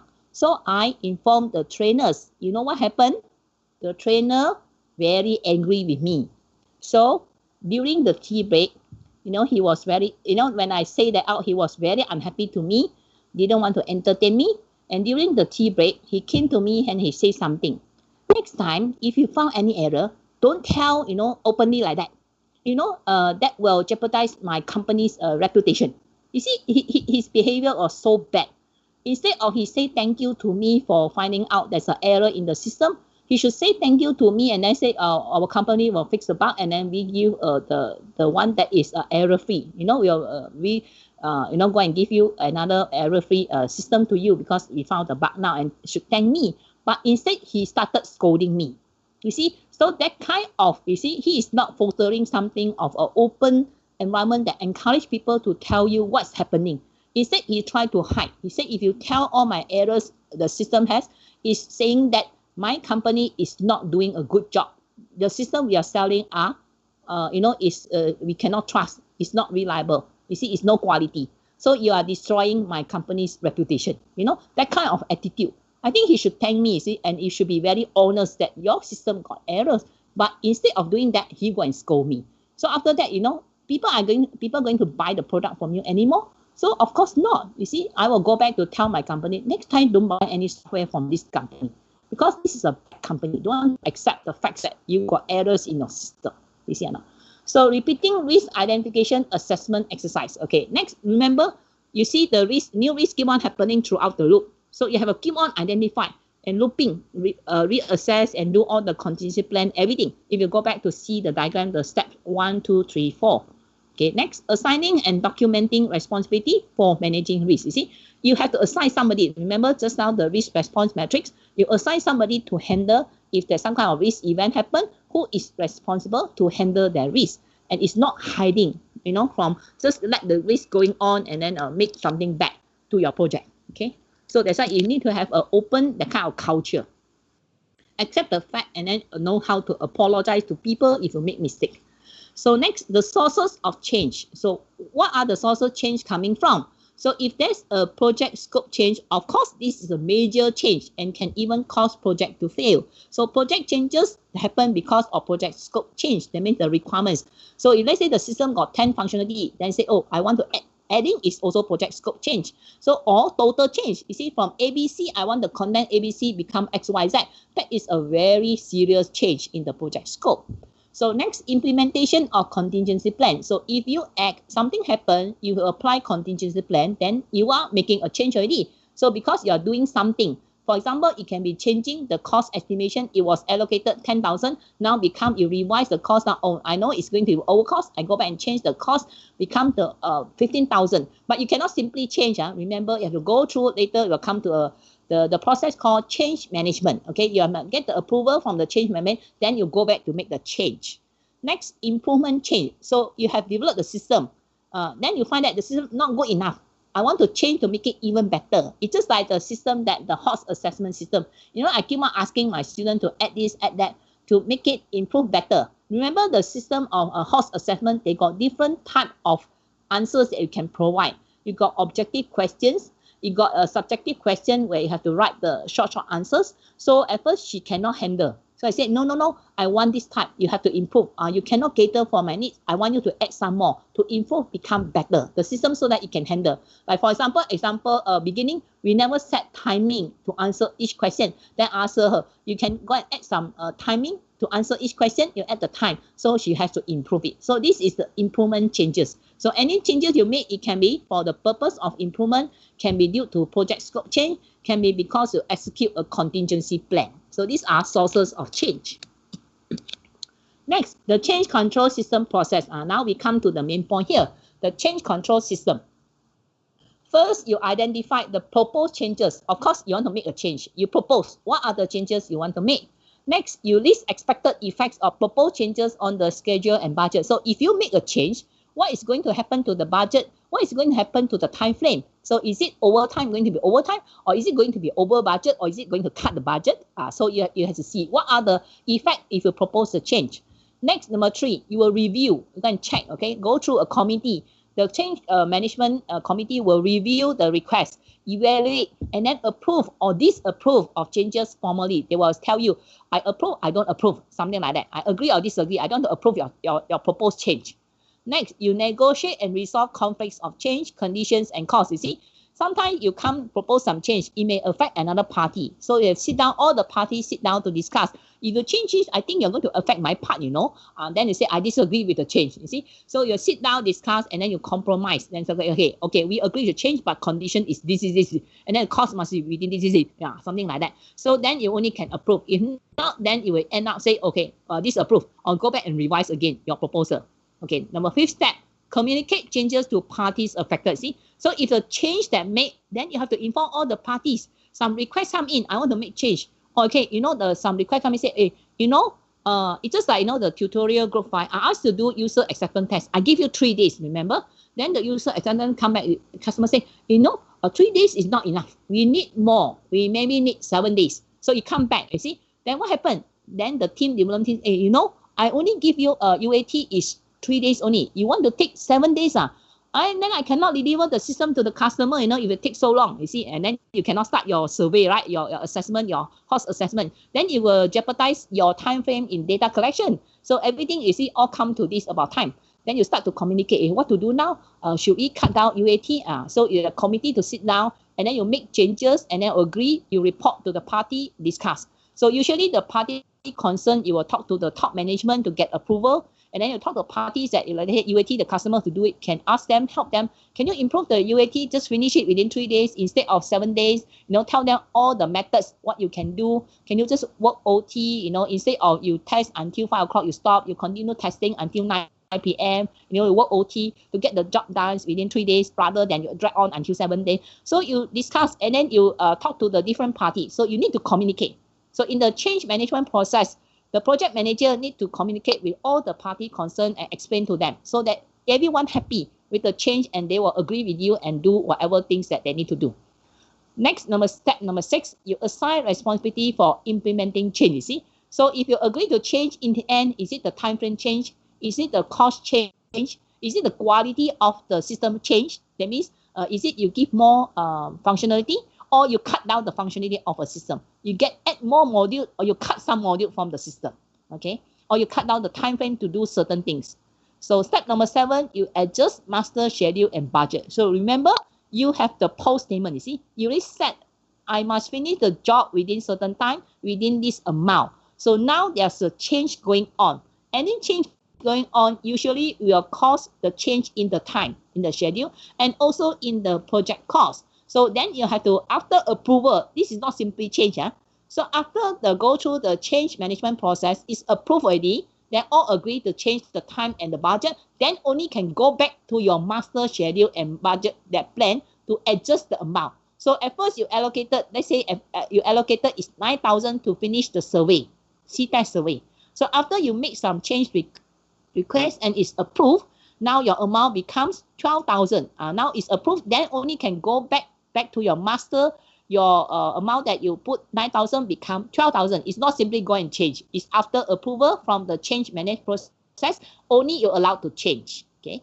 So step number 8, you track all changes that are to be implemented. See, any changes that are happening, you must track, document it, and then you have a logbook to log all the changes that made. So that, remember, all project management, always documentation, so that in future, any similar project can look at this project documentation and they know how to avoid the risks that already happened and causing you to make change so that their new project, which is similar to project, will not have the same risk that happened to them.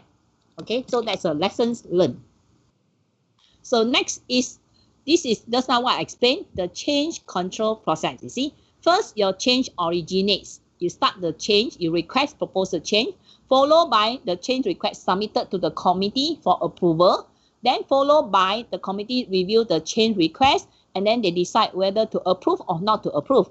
If not approved, then go back, you resubmit, make some amendment to your proposal and resubmit your proposal until it's approved. So once it's approved, the change, then you update the plan of the record. You see, go back and change your master record of the project schedule and the cost and so on.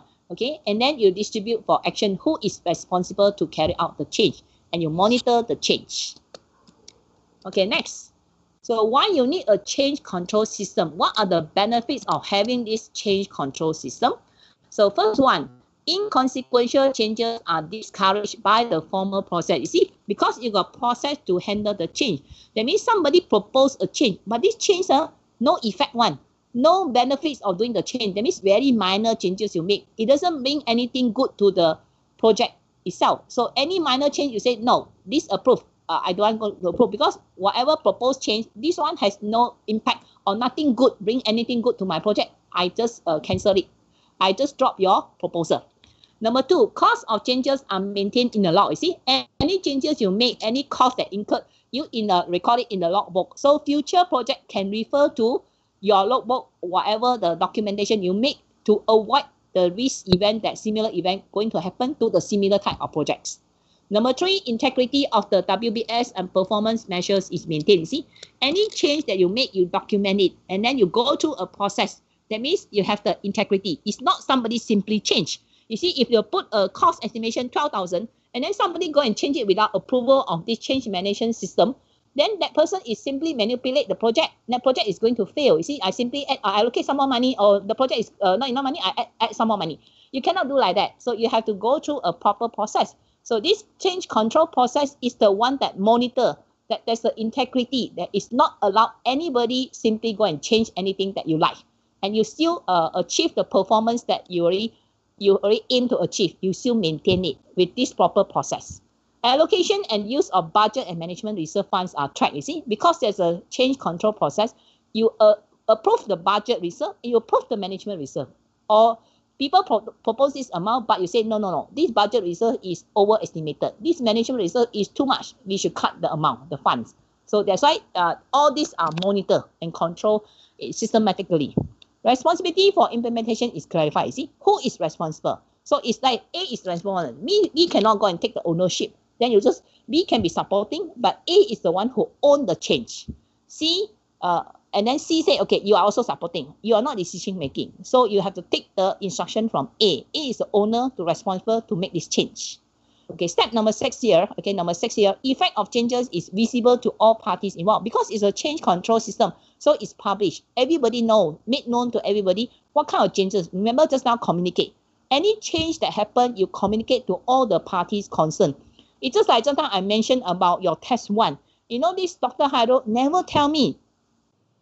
I didn't know that he covered the test question, covered today's topic, you see, until 2 days ago. I asked Dr. Hairo, can you please give me your test question so that I can have a look? You know, because I'm telling you that the test question only cover until first 5 topics.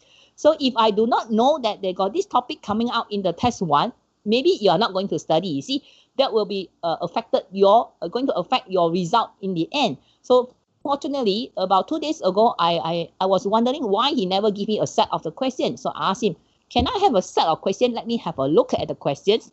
Then when I look through the question, then I saw, oh no, there's a question asking about risk management. So I asked him, isn't that you told me that it was only going to cover topic 1 to 5?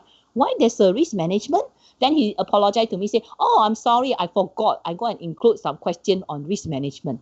You see, so if I do not know about this, I cannot convey the message to you. You are also the parties involved. So that's why the effect of change will be visible. So you have the change control system that everybody is communicated about the change, but he forgot to tell me. And he didn't share the question with me until I asked from him. You see, so any changes made, he has to inform the parties' concerns, right? So if I don't inform you, maybe if you don't want to study that topic, you thought that it's not coming out, then it will affect you are not able to answer question on risk management. Okay. So number 7, implementation of change is monitored. You see, we monitor the change. You see, systematically, not simply change. You cannot allow simply change. You get into trouble. So number 8, the scope changes will be quickly reflected in baseline and performance measures. See, so if any project scope change, it will be reflected. You see, your original plan will change. The performance measure will change. So the change, is it make it better? Is it improvement type of change? Or is it cutting some scope? Let's say got 12 functionality, you cut to 9 functionality. So that one will affect the project scope. Is it the quality still maintained or quality become not so good? You see, so we are coming to this topic again in a later chapter.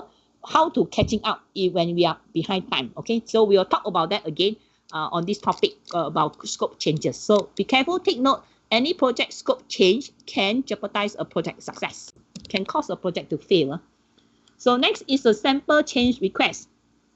So this is a sample form if you want to propose a change. So you have the project name, the request number, originator who suggests this change, the date, and then any project sponsor. So remember, some project they got people who sponsor project, they give you financial support. So make sure you make the project sponsor happy. So if project sponsor requests a change, so you have to entertain, try to entertain the project sponsor's change. Make them happy with what is going on. What do they want? You try to accommodate the change if you can, because they are giving you money to make the project a success. If they disagree, say, okay, I ask you to change, you don't want to change, okay, I don't want to sponsor your project, then your project is going to fail. Okay, so make sure you satisfy, make the project sponsor very happy with what the request he made. Okay, so and then of course you check what the reason to change, and then it will impact on what area, the scope, the schedule, the cost, what are the things, see what kind of impact it will propose change, it will cost what, and then what are the priority, is it very urgent or not, and then the funding, who is going to cost the money, and then the disposition, the decision making is what, and then there's a sign off part here. So this is a sample change request form. Okay, and this one is a list. You see, this is a log. Okay, the owner requested change, status report, open item. So what is the change request number, description of the change, reference document, supporting document to making the change, the date when you recorded, date submitted, the cost amount, and what's the status of the change, and then there are some comments here. So this is called the change request log. Okay, so these are some key here. Okay, key here to represent the short form. Okay, what are the meaning of what is open, the meaning of what is approved, and so on. Okay, so next, these are the key terms for this topic. Okay, for your information, Dr. Hairo's test question cover until this part. Okay, but there's a second part here, which is called the PERF. So this is called PERF. In short form is called PERT, P-E-R-T, and the full name is Program Evaluation Review Technique. So what is this PERF technique? So this PERF technique assumes each activity duration has a range that statistically follows a beta distribution. That means a bell shape. So every activity is a form of a bell shape. And then uses 3 time estimate for each activity. So you are going to estimate the activity time. There are 3 values for each activity time. The first value is called optimistic. Second one is called pessimistic. And finally, you're going to find a weighted average time to represent activity duration. But there's another value which is the most likely time. So using that optimistic, pessimistic, and then the most likely, and then you go and calculate a weighted average time to get the activity duration. From there, you plot what is the chances of a project going to end or activity going to finish. So knowing the weighted average and variances for each activity allows the project planner to compute the probability of meeting different project duration. That means you already have a baseline. Let's say your project going to finish on the 70 days. Okay, on 70 days, after 70 days, the project going to finish. Now, this PERF is trying to predict what is the chances, the probability my project going to finish on the 65 days, or my project supposed to end on the 70 days. My project, I try to predict what happens if it can end on the 80 days, 10 days later. So what is the chances of this? Okay, so this is called the calculation of probability that certain duration going to happen, and is known as PERF. So just now I explained activity and this project frequency distribution. So each of these activity is distributed in this bell shape. Okay, so this is a bell shape, and A is the optimistic time, B is the pessimistic time, M is the most likely time. You see at the center. Okay, so this one is the bell shape. This is for activity, each activity. This one is the shape for the project. So this center line is the TE, is your estimated time of completion for your project. That means the chances is 50-50. The chances of finishing at the point TE. Okay. Now in PERF calculation, so first you calculate this activity time calculations. So this is called the weighted average activity time. So this is computed using the formula TE equals to A plus 4M plus B over 6. So this is formula 7.1. So TE represent weighted average activity time. A is the optimistic activity time, that means the best case. Okay, you can finish earlier. B is the pessimistic activity time, the worst case. Okay, M is the most likely activity time. Most likely is going to finish on this day. Okay, on this time. Okay, next you have a formula here. This is the variability in the activity time estimates is approximated by the following equations. There are two equations here, 7.2 and 7.3. The first one is called the standard deviation for the activity. So take note, the keyword here, that's why I changed the color to activity. To calculate the standard deviation for activity is sigma TE, lowercase TE, equals to B minus A over 6. And the standard deviation for the project, the whole thing itself, this one is activity along the path. This is project, the whole project itself is sigma. You see, this one is lowercase, this is uppercase. The uppercase TE is equals to square root of summation of sigma small TE square. So that means this is the one here, summation of this one, square it, and then square root it, become the standard deviation for the project. So if you know statistics, then of course it's better for you. If you do not know, it's okay. You just memorize, understand the formulas. Okay. So here you take note. The standard deviation of the activity is square. Okay, you square first this part here. In this equation, this is also called variance. Variance means difference. So this sum includes only activity on the critical path or path being reviewed. So you sum this sum here, summation is sum all this activity time, is not all the activities, is only the activities along the critical path, or the path that you are reviewing now. You understand? So don't go and sum all the activities. Okay, if you sum everything, then your answer will be wrong. Now look at one example here. Let's say you have this list of activity A, B, C, D, E, F. Now this is the A is the optimistic time, B is the pessimistic time. That means this activity A, in the best case, let's say assuming this is weeks, 17 weeks. In the worst case, 47 weeks or days, up to you. Okay, the best situation, it will finish on the 29 weeks. Okay, understand? So the best case, worst case, most likely case. So these are three sets of value, A and B here. So using this first, this value, you go and calculate TE first for each activity. So remember, TE, the formula is equals to A plus 4M plus B over 6. So you do just substitute this value into this formula, you get TE equals to 30 for activity A, 13 for activity B, 20 for activity C, 16 for activity D, 6 for E, and then 5 for F. Okay, after you have done that, so this is TE. Okay, this is called the weighted activity time. Now next, you remember that is the next formula, is to calculate the standard deviation for the activity. So this is calculated using B minus A over 6. After that, remember, you have to square it. You square it first for each of these. Don't sum it. Sum is sum which one? After I'll explain to you. So first, you do this and square it first. So you do this for A, you get 25. You just substitute here, you will get 25 and square it. And then B, you get 9. And then C is 4. D is 1. E is 4. And F is 1. So this is apply formula 7.2 and the part of this part here. Okay, understand? Square it. Okay. Now next, you come to predicting. So the equation below is used to compute the Z value found in statistical tables. So there's a statistical table provided. So give you the list of Z values. So Z is the number of standard deviation from the mean, which in turn tells the probability of completing the project in the time specified. That means now you want to predict. Okay, this is the time 50% going to finish. But if I am to predict finish earlier or finish later, what is the probability? What is the chances now? So the formula is Z equals to TS minus TE over square root of summation of sigma small TE square. Okay, so this formula 7.4, where TE is the critical path duration. You see, take note. TE is a critical path. That means don't add up all the path. Don't add up all the activities along all the path. No. Only the activity along the critical path only. TS is the scheduled project duration. Z is the probability of meeting the scheduled duration. That means the value that what is the chances that finish on a certain date.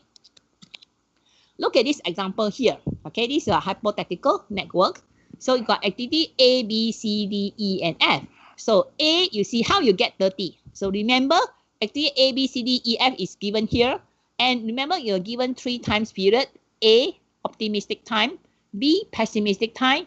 M, the most likely time. You take, remember the formula, you get to calculate TE first. And this TV put into the network duration diagram. So instead of 17 or 29 or 47, you get to 30 now. So you put 30 into the duration of A, 13 for B, and then 20 for C, and then D is 16, E is 6, and 5, F is 5. Okay, so now you do forward pass. 0 plus 30 is 30. 30 bring to here the early start of B and C is 30, 30. 30 plus 13, you get 43. And then 43, you bring forward 43 here, plus 16 is 59. So you bring the 59, put it here first. And then here, 30, bring over here is 30, plus 20 is 50. 50, bring over to E is 50. 50 plus 6 is 56. And then you bring over here 56. Now, remember, this F is a merge activity. So for merge activity, you must take the largest value. You compare 59 and 56, you put 59. So 59 plus 5 is 64 here. So ending is 64. So this 64 is the TE. Okay, that means you estimated this project is going to end. Let's say if weeks, that is 64 weeks. If day is on the 64 days. Okay, that's the duration. And you know from the, if you're going backwards, so you will get this all this along this way, the slack will be 0. So that means critical path is going from A to B to D to F. And the CE, they are not along critical path. So don't calculate C and E. Don't sum up this one in your formula. You only sum up along A, B, D, F. Understand? Okay, let's see. Now, your critical path already know is A, B, D, F. So what is the probability project is completed by schedule time TS? Now, you're trying to forecast. Just now, you calculated your time is finishing on the 64. If your days, then 64 days. If week, then 64 weeks. So this is called TE. So this is at the center point. Remember, just now I explained the graph there, the bell shape. So for project center point TE is 64. Let's say 64 days. So now this meaning is there is a 50% of chances that the project will finish on the 64 days at the center point. Okay. Now you're trying to schedule the TS. I try to predict what is the chances, the probability that this project going to finish on the 67 units of time. Let's say it's 67 days, you know. So I predict what's the chances that will finish on 67 days now. So remember, you calculated this, you plotted this TE, then you just substitute the value into the Z. So the TS is the one that you want to predict, which is 67 here. You bring over here. TE is the one you calculated 64 here. And then over square root of summation sigma of TE square. Remember, this one is along critical path. So what is the one along critical path? It's along A, B, D, F. So what is A? Remember, A is this one. B minus A over 6 squared is 25. So that's why you put 25 here. B is 9 plus 9. And then D is 1 plus 1. And F is 1. So don't go and add the other two. Understand? Don't add the other activities which are not along the critical path. You only add 25 plus 9 plus 1 plus 1. The 4 don't add. It's not along the critical path. So after you calculated this, you get plus 3 over square root 36 is plus 0.50. So now you go to check the Z table. So this is called the Z values. Then you look at positive 0.5 is along here. So it's between 0.6, 0.4. There's no value plus 0.5 here. So how do you calculate this value here? So you take plus 0.4 and 0.6, which is 0.655 and 0.726. Okay, bring back here. So the Z value plus 4 is 0.655, plus 6 is 0.726. Then you just take 0.726, 5 is somewhere here, right? 0.5 is somewhere here. So you 0.726 minus 0.655, okay? This is 0.4 or 0.6. Then it's equals to 0.071. So this is in between half of it. Then divide by 2 equals to 0.0355. So you just take this value at 0.0355, you get 0.6905 is approximately 0.69. Okay, understand how you get this value here. So that means the value between this here is here. How you calculate this? Understand? Get 0.69. So that means this point, TS at 67, the probability is 0.69. So it means what? That means if you try to predict in the baseline, what is the chance of finishing this on the 64 days is 50%. Now, I try to predict if we finish on the 67 days, that means it is 69%. Okay, understand now? So that's called the perf. Okay, now, so you try to do this now. What is the probability of the project completing by the 60 unit time period? What about if I want to finish on the 60 days? Clear path is still the same, A, B, D, F. Okay, calculate now. Tell me the percentage.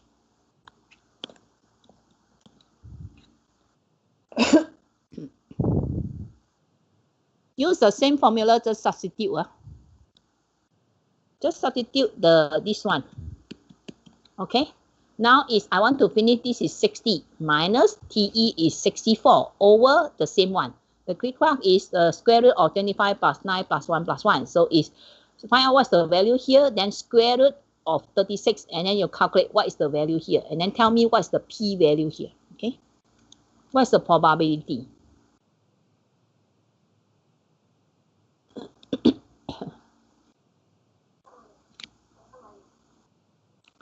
Okay. Anyone finish? Tell me the value.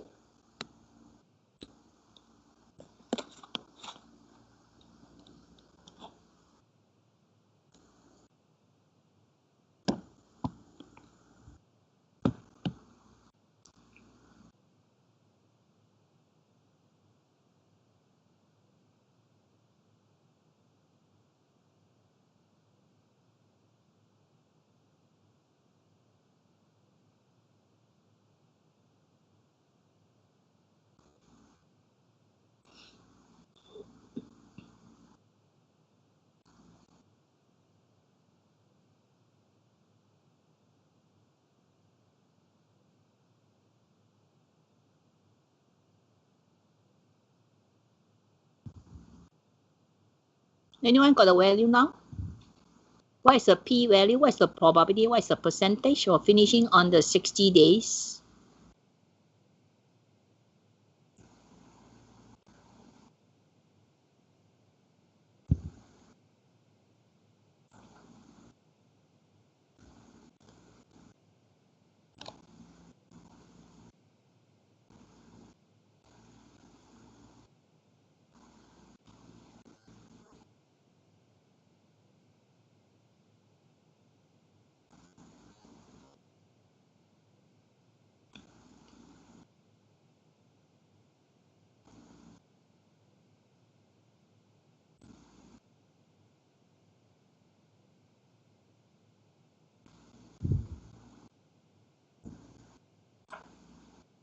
Finish?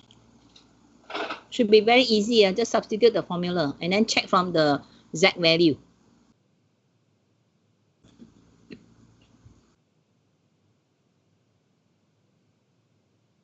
Anyone?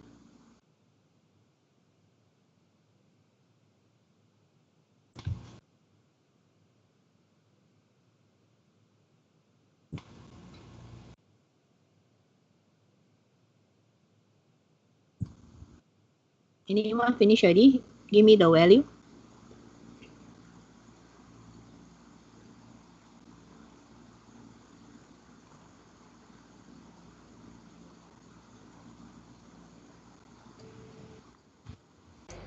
I got 0.274.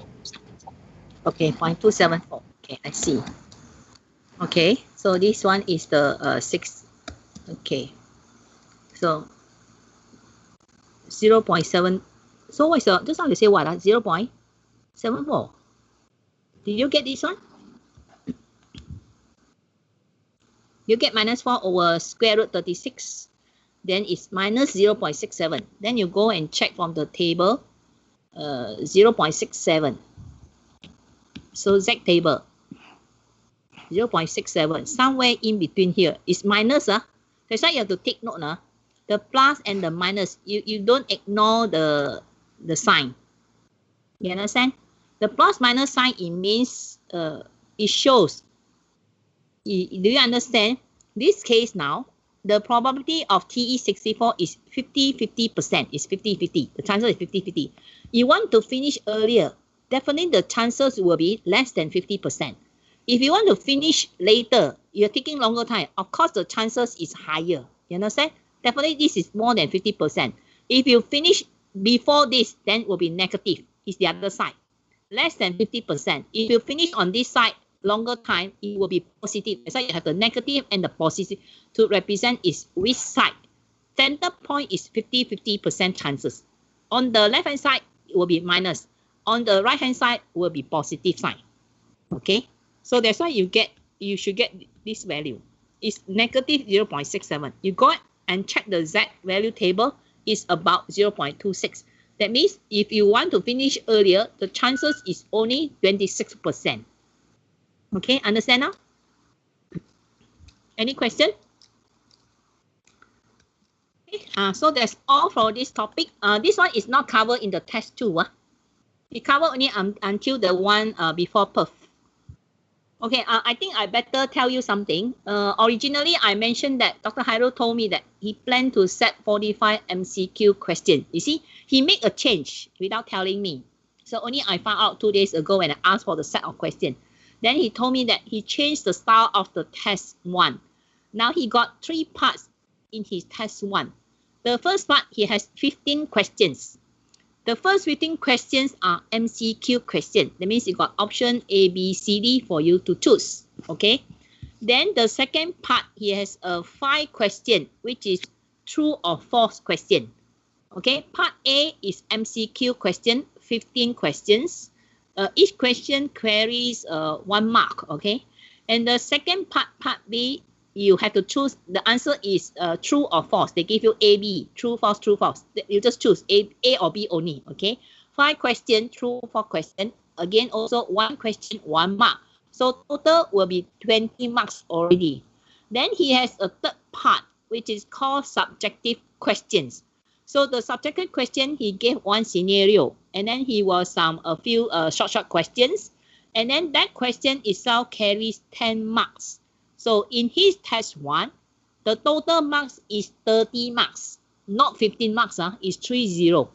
I think he will, after getting 30 marks, he will divide by 2 to convert to 15 marks. Because your final exam, because we are giving final exam in terms of test 1 and test 2, his part will carry 15 marks. My part carries 15 marks. So my question is exactly 15 marks. His one, he changed it to 30 marks with 3 parts. Part 1, MCQ questions, 15 questions. And then part 2 is true and false question, 5 questions. And then the part 3 is subjective question. That means give you a scenario, you have to describe a bit. Okay, so you have to look at the question and how to answer it correctly. Understand? So there are 3 parts. And then he mentioned that this is a closed book, not open book test. You cannot refer to anything, and make sure your webcam is on. Okay, take note. Your webcam must be on because we will be doing recording during the exam. So make sure your webcam is on and you cannot leave the spot once your position, your location there. Make sure you stay there until the test is over. Okay, understand? Any question about the test? Make sure you study topic number 1 until today's topic. You cover until the part before perf. Okay, understand? That's what you need to study for lecture notes.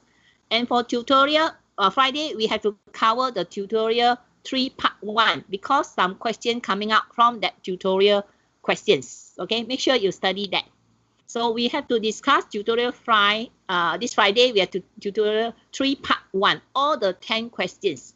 So make sure you revise the tutorial's answers from tutorial 1 until tutorial 3 part 1.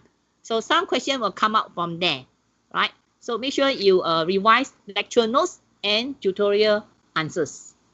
Is that clear? So this Friday, we'll discuss tutorial 3, part 1. So please, all the team leaders, go and assign team members I already assigned which team should answer which question number already.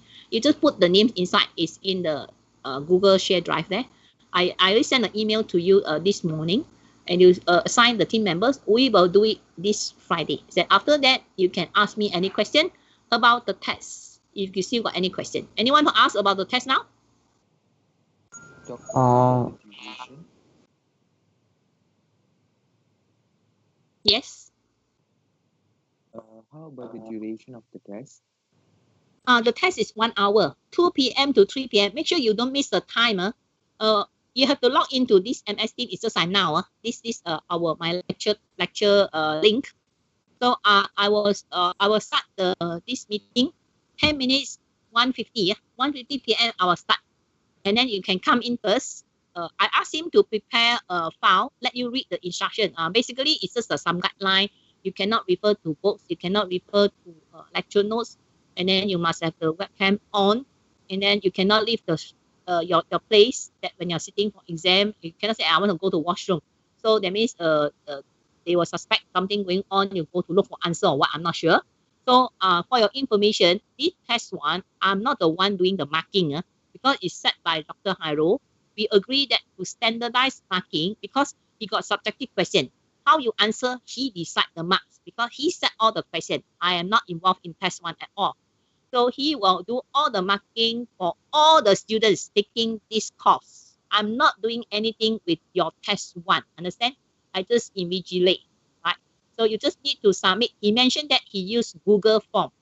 So he will give you a guideline where to access the form and so on. I asked him, he has not yet sent me the instruction. If I can get to know, I will let you know. Because it's just an instruction file, I can show you first on Friday. If he sent to me, I can request from him, see whether he get it ready. Then I can show you what are the instructions. And then, of course, you cannot start. You cannot go and access the Google form until on a Friday. He will let you, he suggested that you come in first at 1:50. You read the instruction first. Then after that, maybe we let you start maybe 5 minutes before 2 p.m. Let you fill in the first part, which is your profile, your metric number, old and new, and then because there are students from not this faculty also taking the course. So you may have to fill in the faculty name, your department name, and then your metric number and so on. So we give you 5 minutes to settle down all your profile thing. Then after that, 2 o'clock, you start the test. 1 hour, 2 p.m. until 3 p.m. Once started, you cannot leave your place. Okay, so you sit and then you submit. Once you submitted the Google form, I think you cannot resubmit anymore. I think so. Be careful. Make sure you finish everything, do it correctly, and then only you submit. You understand? So for your information, as I say, I'm not involved in this test one. I'm not the one who set the test question. I'm not the one who do the marking. I'll be in charge of test 2 only. I do all the setting. I do all the marking for all students. Test 2. He in charge of test 1. Okay. Any other questions that you want to know? Doctor. Yeah.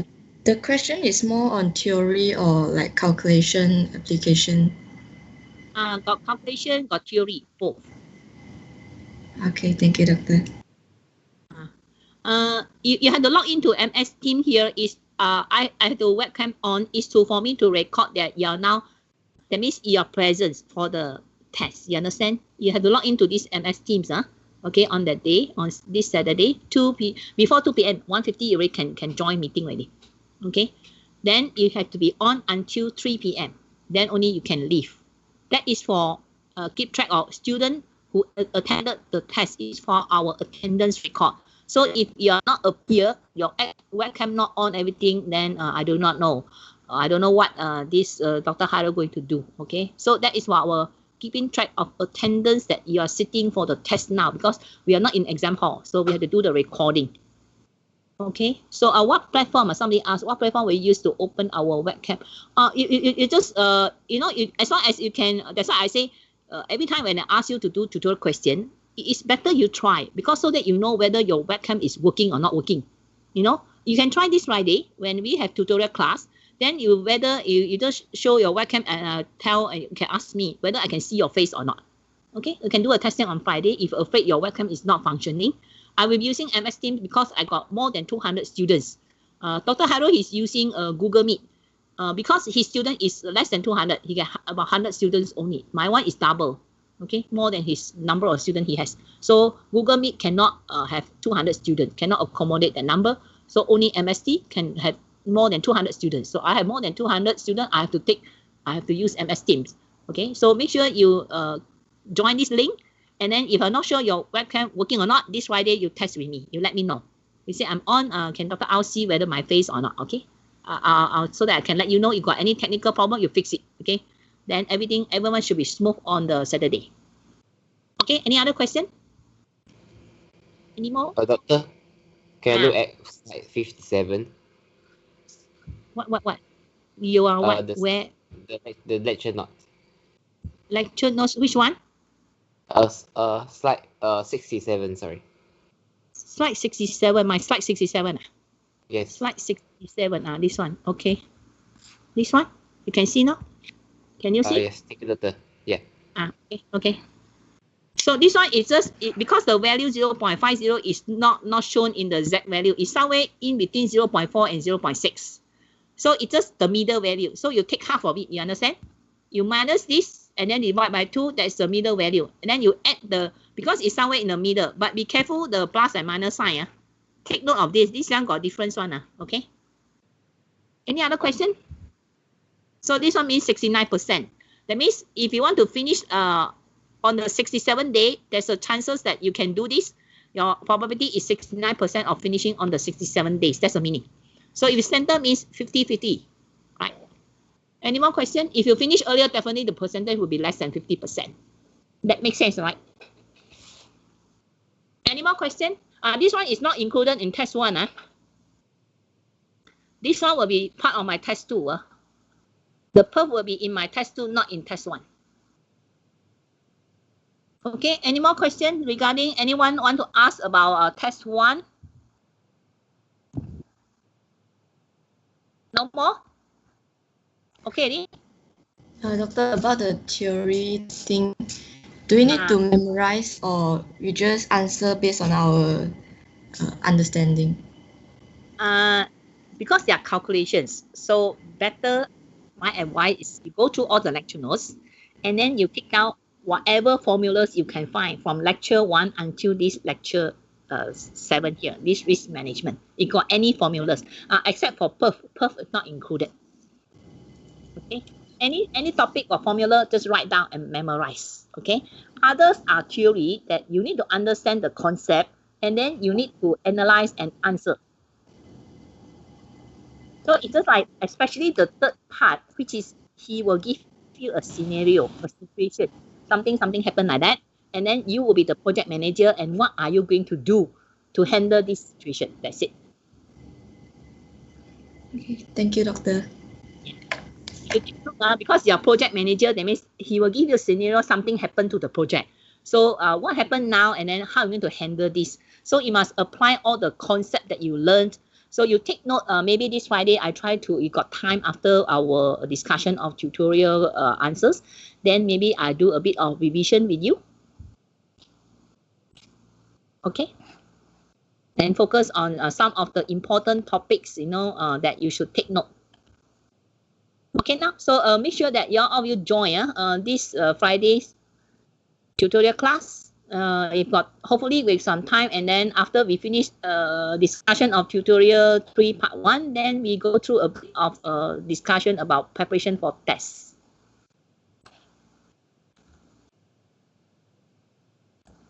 Okay, no more question? Doctor. Doctor, you've stated before in the email that we can use this session to ask you about the assignment report, right? Yes. After my lecture, you can ask. Because for me to type all the answers very time consuming, because I got a lot of reports to check. Especially my PhD student, master student, theirs is very long and they are sending out for external examiner. I also have to review paper for conferences. So my workload is very heavy, and I have to be academic advisor for students who are under observation. I have to set meeting with them. I also have project student, final year project students. So you can imagine, I'm also moderator for so many things. So your project report is taking me a lot of time because I keep on typing the same thing again and again.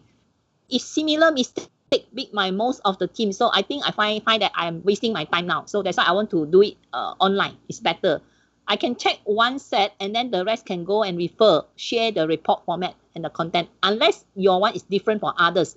You got question different for others, then you ask me. Okay? Yes. So what should we do right now if we were to if we want to let you check? You show me on the online now. The document you want me to check now. Okay. Let's say a diagram you're not sure, then you show me now. Actually, for our case, the whole report hasn't been hasn't got a feedback yet because I haven't checked one now, is it? I haven't not even anything. Okay. Let me ask you a question. The chapter 1 is okay, right? Chapter 1 is actually we sent an email, but there's no reply. So I don't know whether it's okay or not. Yeah. Yeah. The chapter 1 should be okay, right? Because I explained during tutorial the whole chapter, the different subtopic what to write. The chapter 1 first part is post, right? You just state what you to do and then how much within how much cost and then deliver by what date. That's it. That's the main one. Okay. If you have that, you're okay. Is that okay? Then second project team is straightforward. Let me explain. So you can check now whether you are doing it correctly. So if you have done what I say now, that means you're okay. So second part, I remember is project team. Only list down the tables, right? Your project team consists of how many team members and their contact number, their roles, their responsibilities. Do you have that? Yeah. Yes. If you have that, you're okay already. So the next one is major deliverables. So major deliverables, you only have to identify what are the different phases of your project you have. Let's say planning, then you have let's say you have a requirements gathering or something like that. You see, and then you have the design, whatever. Okay, right? Or design your survey form. Identify all those things. You have all the different phases first. Then under each phase, you go and find out this phase must produce what. So that will be your major deliverables. If you're still not sure, then just send me the part that not sure to me. Just say, Dr. I'm not sure this major deliverable, is it correct or not? You can send me a whole chapter, but tell me section 1.3, I'm not sure. Please check for us, just like that, okay? Okay. So I just sent an email on diagrams that I'm not really sure whether it's correct or not, right? Yeah. I'm sure most of the parts you're okay. 1.1 okay, 1.2 okay, 1.3 if let's say major not sure, you show to me. 1.4 I remember is the metrics, right? The constraint. I remember something. The priority metric, right? Right? Yeah, project priority metrics. So that one I already explained whether which one is constraint, which one is accept, which one is enhanced. You know how to identify, right? Yes. If you know, that means it's okay. If you're not sure, then you ask me. Okay. So let's say if you're 1.3 not sure, just send me the whole chapter, but tell me that my 1.3 is not sure. Can you please check for us? Okay. So chapter 2, it should be straightforward because it's literature review. I believe all of you can do it except for maybe the last part, which is the reliability of the C test.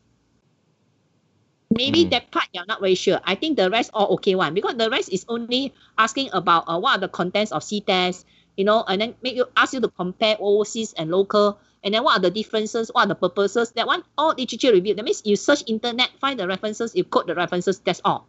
Maybe only the reliability you're not very sure how to write that part. Okay, that's what I can see.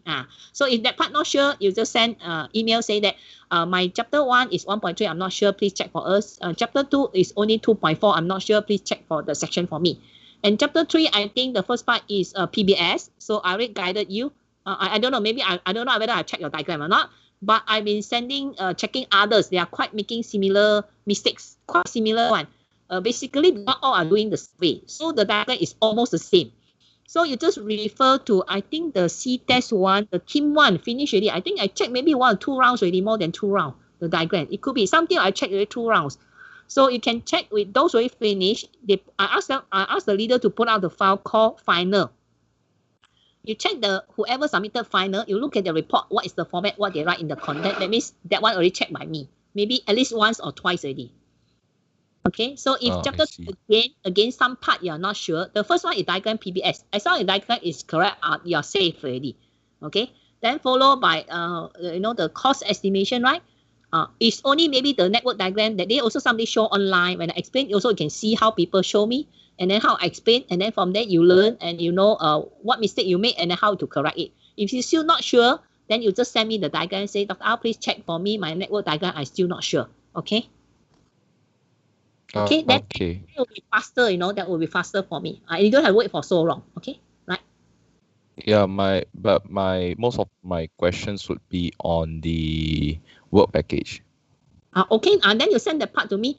The work package is referred to the PowerPoint. There's one slide showing the WP. You use that one as a template, but you change the content. You have to customize, relate to your project requirements. What your project doing, don't follow the template exactly. The project, you know, in the template, they got coding, they got publish. If not related to you, you change the content to, let's say, design survey form, select survey platform, all this you change. And then how much allocated for salary for doing that kind of job, conduct survey, this kind of thing. You understand? Yeah, but I just have like one brief question on the WP part, one of the parts of WP, which is the estimator part. So the estimator must be the one who's currently on that role, right? It shouldn't be only the project leader, right?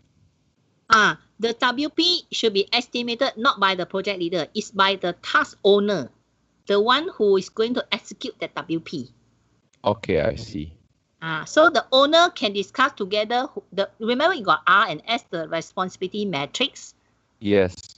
The one who is assigned R is the one who executes the WP. The R can discuss with the S to decide what is the total cost. Okay, that makes sense, right? Because the R is going to do the job. So the R knows better with the S how much time you need and how much money you need to finish that job. Not the leader. Unless the leader is also the owner of the task. Okay? Okay, I see. Understand? Okay. But all in all, I'll just send an email with the specific parts so that I can check again. Yeah, thanks, then I check. Thanks, Doctor. I can respond to you very fast. Okay. Anyone else that got question? Anything you can ask about tests or about yes. I want to ask about for the network diagram, the schedule time, right, for the critical path, we should be maintained in time of 14 weeks? No, I do not know how your diagram looks like unless you can show me online here. If you are using weeks, then everything all weeks. So it just first you have all the WPs ready, right, from your PPS. You can use the WP if they are not very long, just a few, then you can use all the WP in your network diagram. But if you have a lot of WPs, I mentioned that you can group the WPs. Okay, for example, let's say in the data analysis, you have screening the data, you have the coding the data, you can group them under one part, just group everything, say analyze data. You see, if you say there are many WPs, but they are grouped under analyze data, you can do that, and then you put longer duration for the whole thing, all the process there. Okay. Doctor, what I want to check on is like for the project duration, right? We should put it as 14 weeks, which is like around 100 of days, some things like that, right? It's not like we can fix it like some things like 87 days, some things like that. No, you can. Remember the day somebody showed me in weeks. That's why, because actually some of the activity is not taking one whole week. Actually, it's only one day. And because of using that, you cannot see the slack. You see or not? So maybe for network diagram, you convert it to days instead of weeks. You understand what I'm saying? It's more clearly to show which one are the critical path if you convert to days instead of weeks. What I want to make sure is the maximum duration for the project. Can we like put it in 12 weeks, not 14 weeks, some things like that? Again, you see the network diagram, it may not be same with the estimated time if you apply lags. Remember? If you're like tutorial group 3, they cannot start the distribute. They cannot start asking respondents to participate in the assessment, HOTS assessment, because they are waiting for my student to finish the system development. So they have the lag. They were forced to wait until the system ready for their use. And then after now they already doing the UAT, user acceptance test. You see, I want that part to make sure that no errors in the system. Then only you start collect the data from the respondent. So you see, you have to apply this lags in your network diagram. If you apply lags, that means your duration it become longer than your estimated time.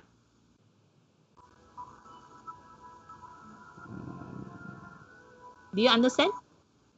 Maybe you estimated is 14 weeks because your network diagram got lags of 2 weeks. Then it end up with 16 weeks. Okay now? Also, we can like, if I already include lags in my projects lah, can I like end it in terms of 12 weeks while basically beginning I like predict it to end in 10 weeks? Can I make something like that? Yes, yes. That means your baseline is 10 weeks. Then because you have to apply lags in your network diagram, it end up with, let's say, 12 weeks or 14 weeks or 16 weeks. It's okay. But your baseline is still 12 weeks. It's 10 weeks. Your original one, that's called baseline. Okay, understood. So doctor, if I have any question, I can like just did what you just asked to Richie that like I just crop the part and send to you, right? Yes, yes, yes. Just the particular part, then I can answer very fast. If you give me the whole chapter, it's going to take a long time because I also have to handle my master student and other things. Because I will apply urgency first. Like my student, they are going to, master student, they are going to present and they're going to send out for examiner. So I have to do theirs first. It's now I'm busy with your test one. Because we have to start preparing and know how to set the platform, everything. And now I've been checking with Dr. Hairo. I say, you're going to use Google Form. How are you going to collect the data? I know I'm checking with him how is handled the test one because test one is this Saturday. So I have to make sure that test one is we are going to have it test one ongoing, that everything will be smooth on that day, not something happen. You see, I want to prepare that there's no risk event that happened on the day. So I keep on checking with him how you handle this and that. Although I'm not the one who's in charge of this test one, but I'm supporting. You understand? He's the R, I'm the S. But I want to make sure that everything goes smoothly on Saturday and nothing go wrong. You know, like you cannot access the link or something like that. Got network problem. You know. So when you submit, how you submit? Can you collect data? You know, make sure that you submitted your answer. You can get the Google form and how you retrieve it and the timing. You know, can you submit again after time's up? You know, I'm checking with him. He's trying to solve all these problems that I pose to him now. Okay. Yeah, and doctors, the Google form, we will get it from Microsoft Teams or on Spectrum? According to him, he say he will mention it in the Spectrum. That's why, because I think Google form, I think you cannot say I want you to start at this time. But if you tell you the link in the Spectrum, then the Spectrum they can start the starting time and the ending time. I don't know the finishing one. I'm not sure. That's why he's checking now. He's doing some tests now. Whether once time's up, after 1 hour over, can you still submit your Google form? That we are doing the testing now. He is doing the testing now. He said if not, he will think of a way, because Spectrum can control when is the starting, when is the ending. That's why I'm using Spectrum during the test. Just a Word file you download and then upload within the time frame. He is doing something else, and I say you have to do the testing. I question him a lot, and then he's doing some testing now. Because it's this Saturday, you see, it's only a few days now. So he had to settle everything by now. That's why our urgency now is to how we should handle the test one. Okay. Thank you, doctor. Yes. Any other question? Anything about the test, about your project, or about lecture notes? Okay. I try to, I hope I can have at least 5 minutes or 10 minutes to brief you what to study, how to prepare for test one. Because that one is really have to test your knowledge, how you apply the theory and concept. I look through the question, especially the subjective question. You really need to think carefully how to answer that, because that part carries 10 marks, and it's all depend on how you write the answer. Okay, any more? So please try to come in punctual on this Friday, so we finish fast, and then hopefully I got 10 minutes to go through with you and tell you what are the slides that you should take note, should study and focus from your lecture notes, from first one until today's topic. Okay now? If no one, can I end the session? If you have any question, you also can send an email, all right?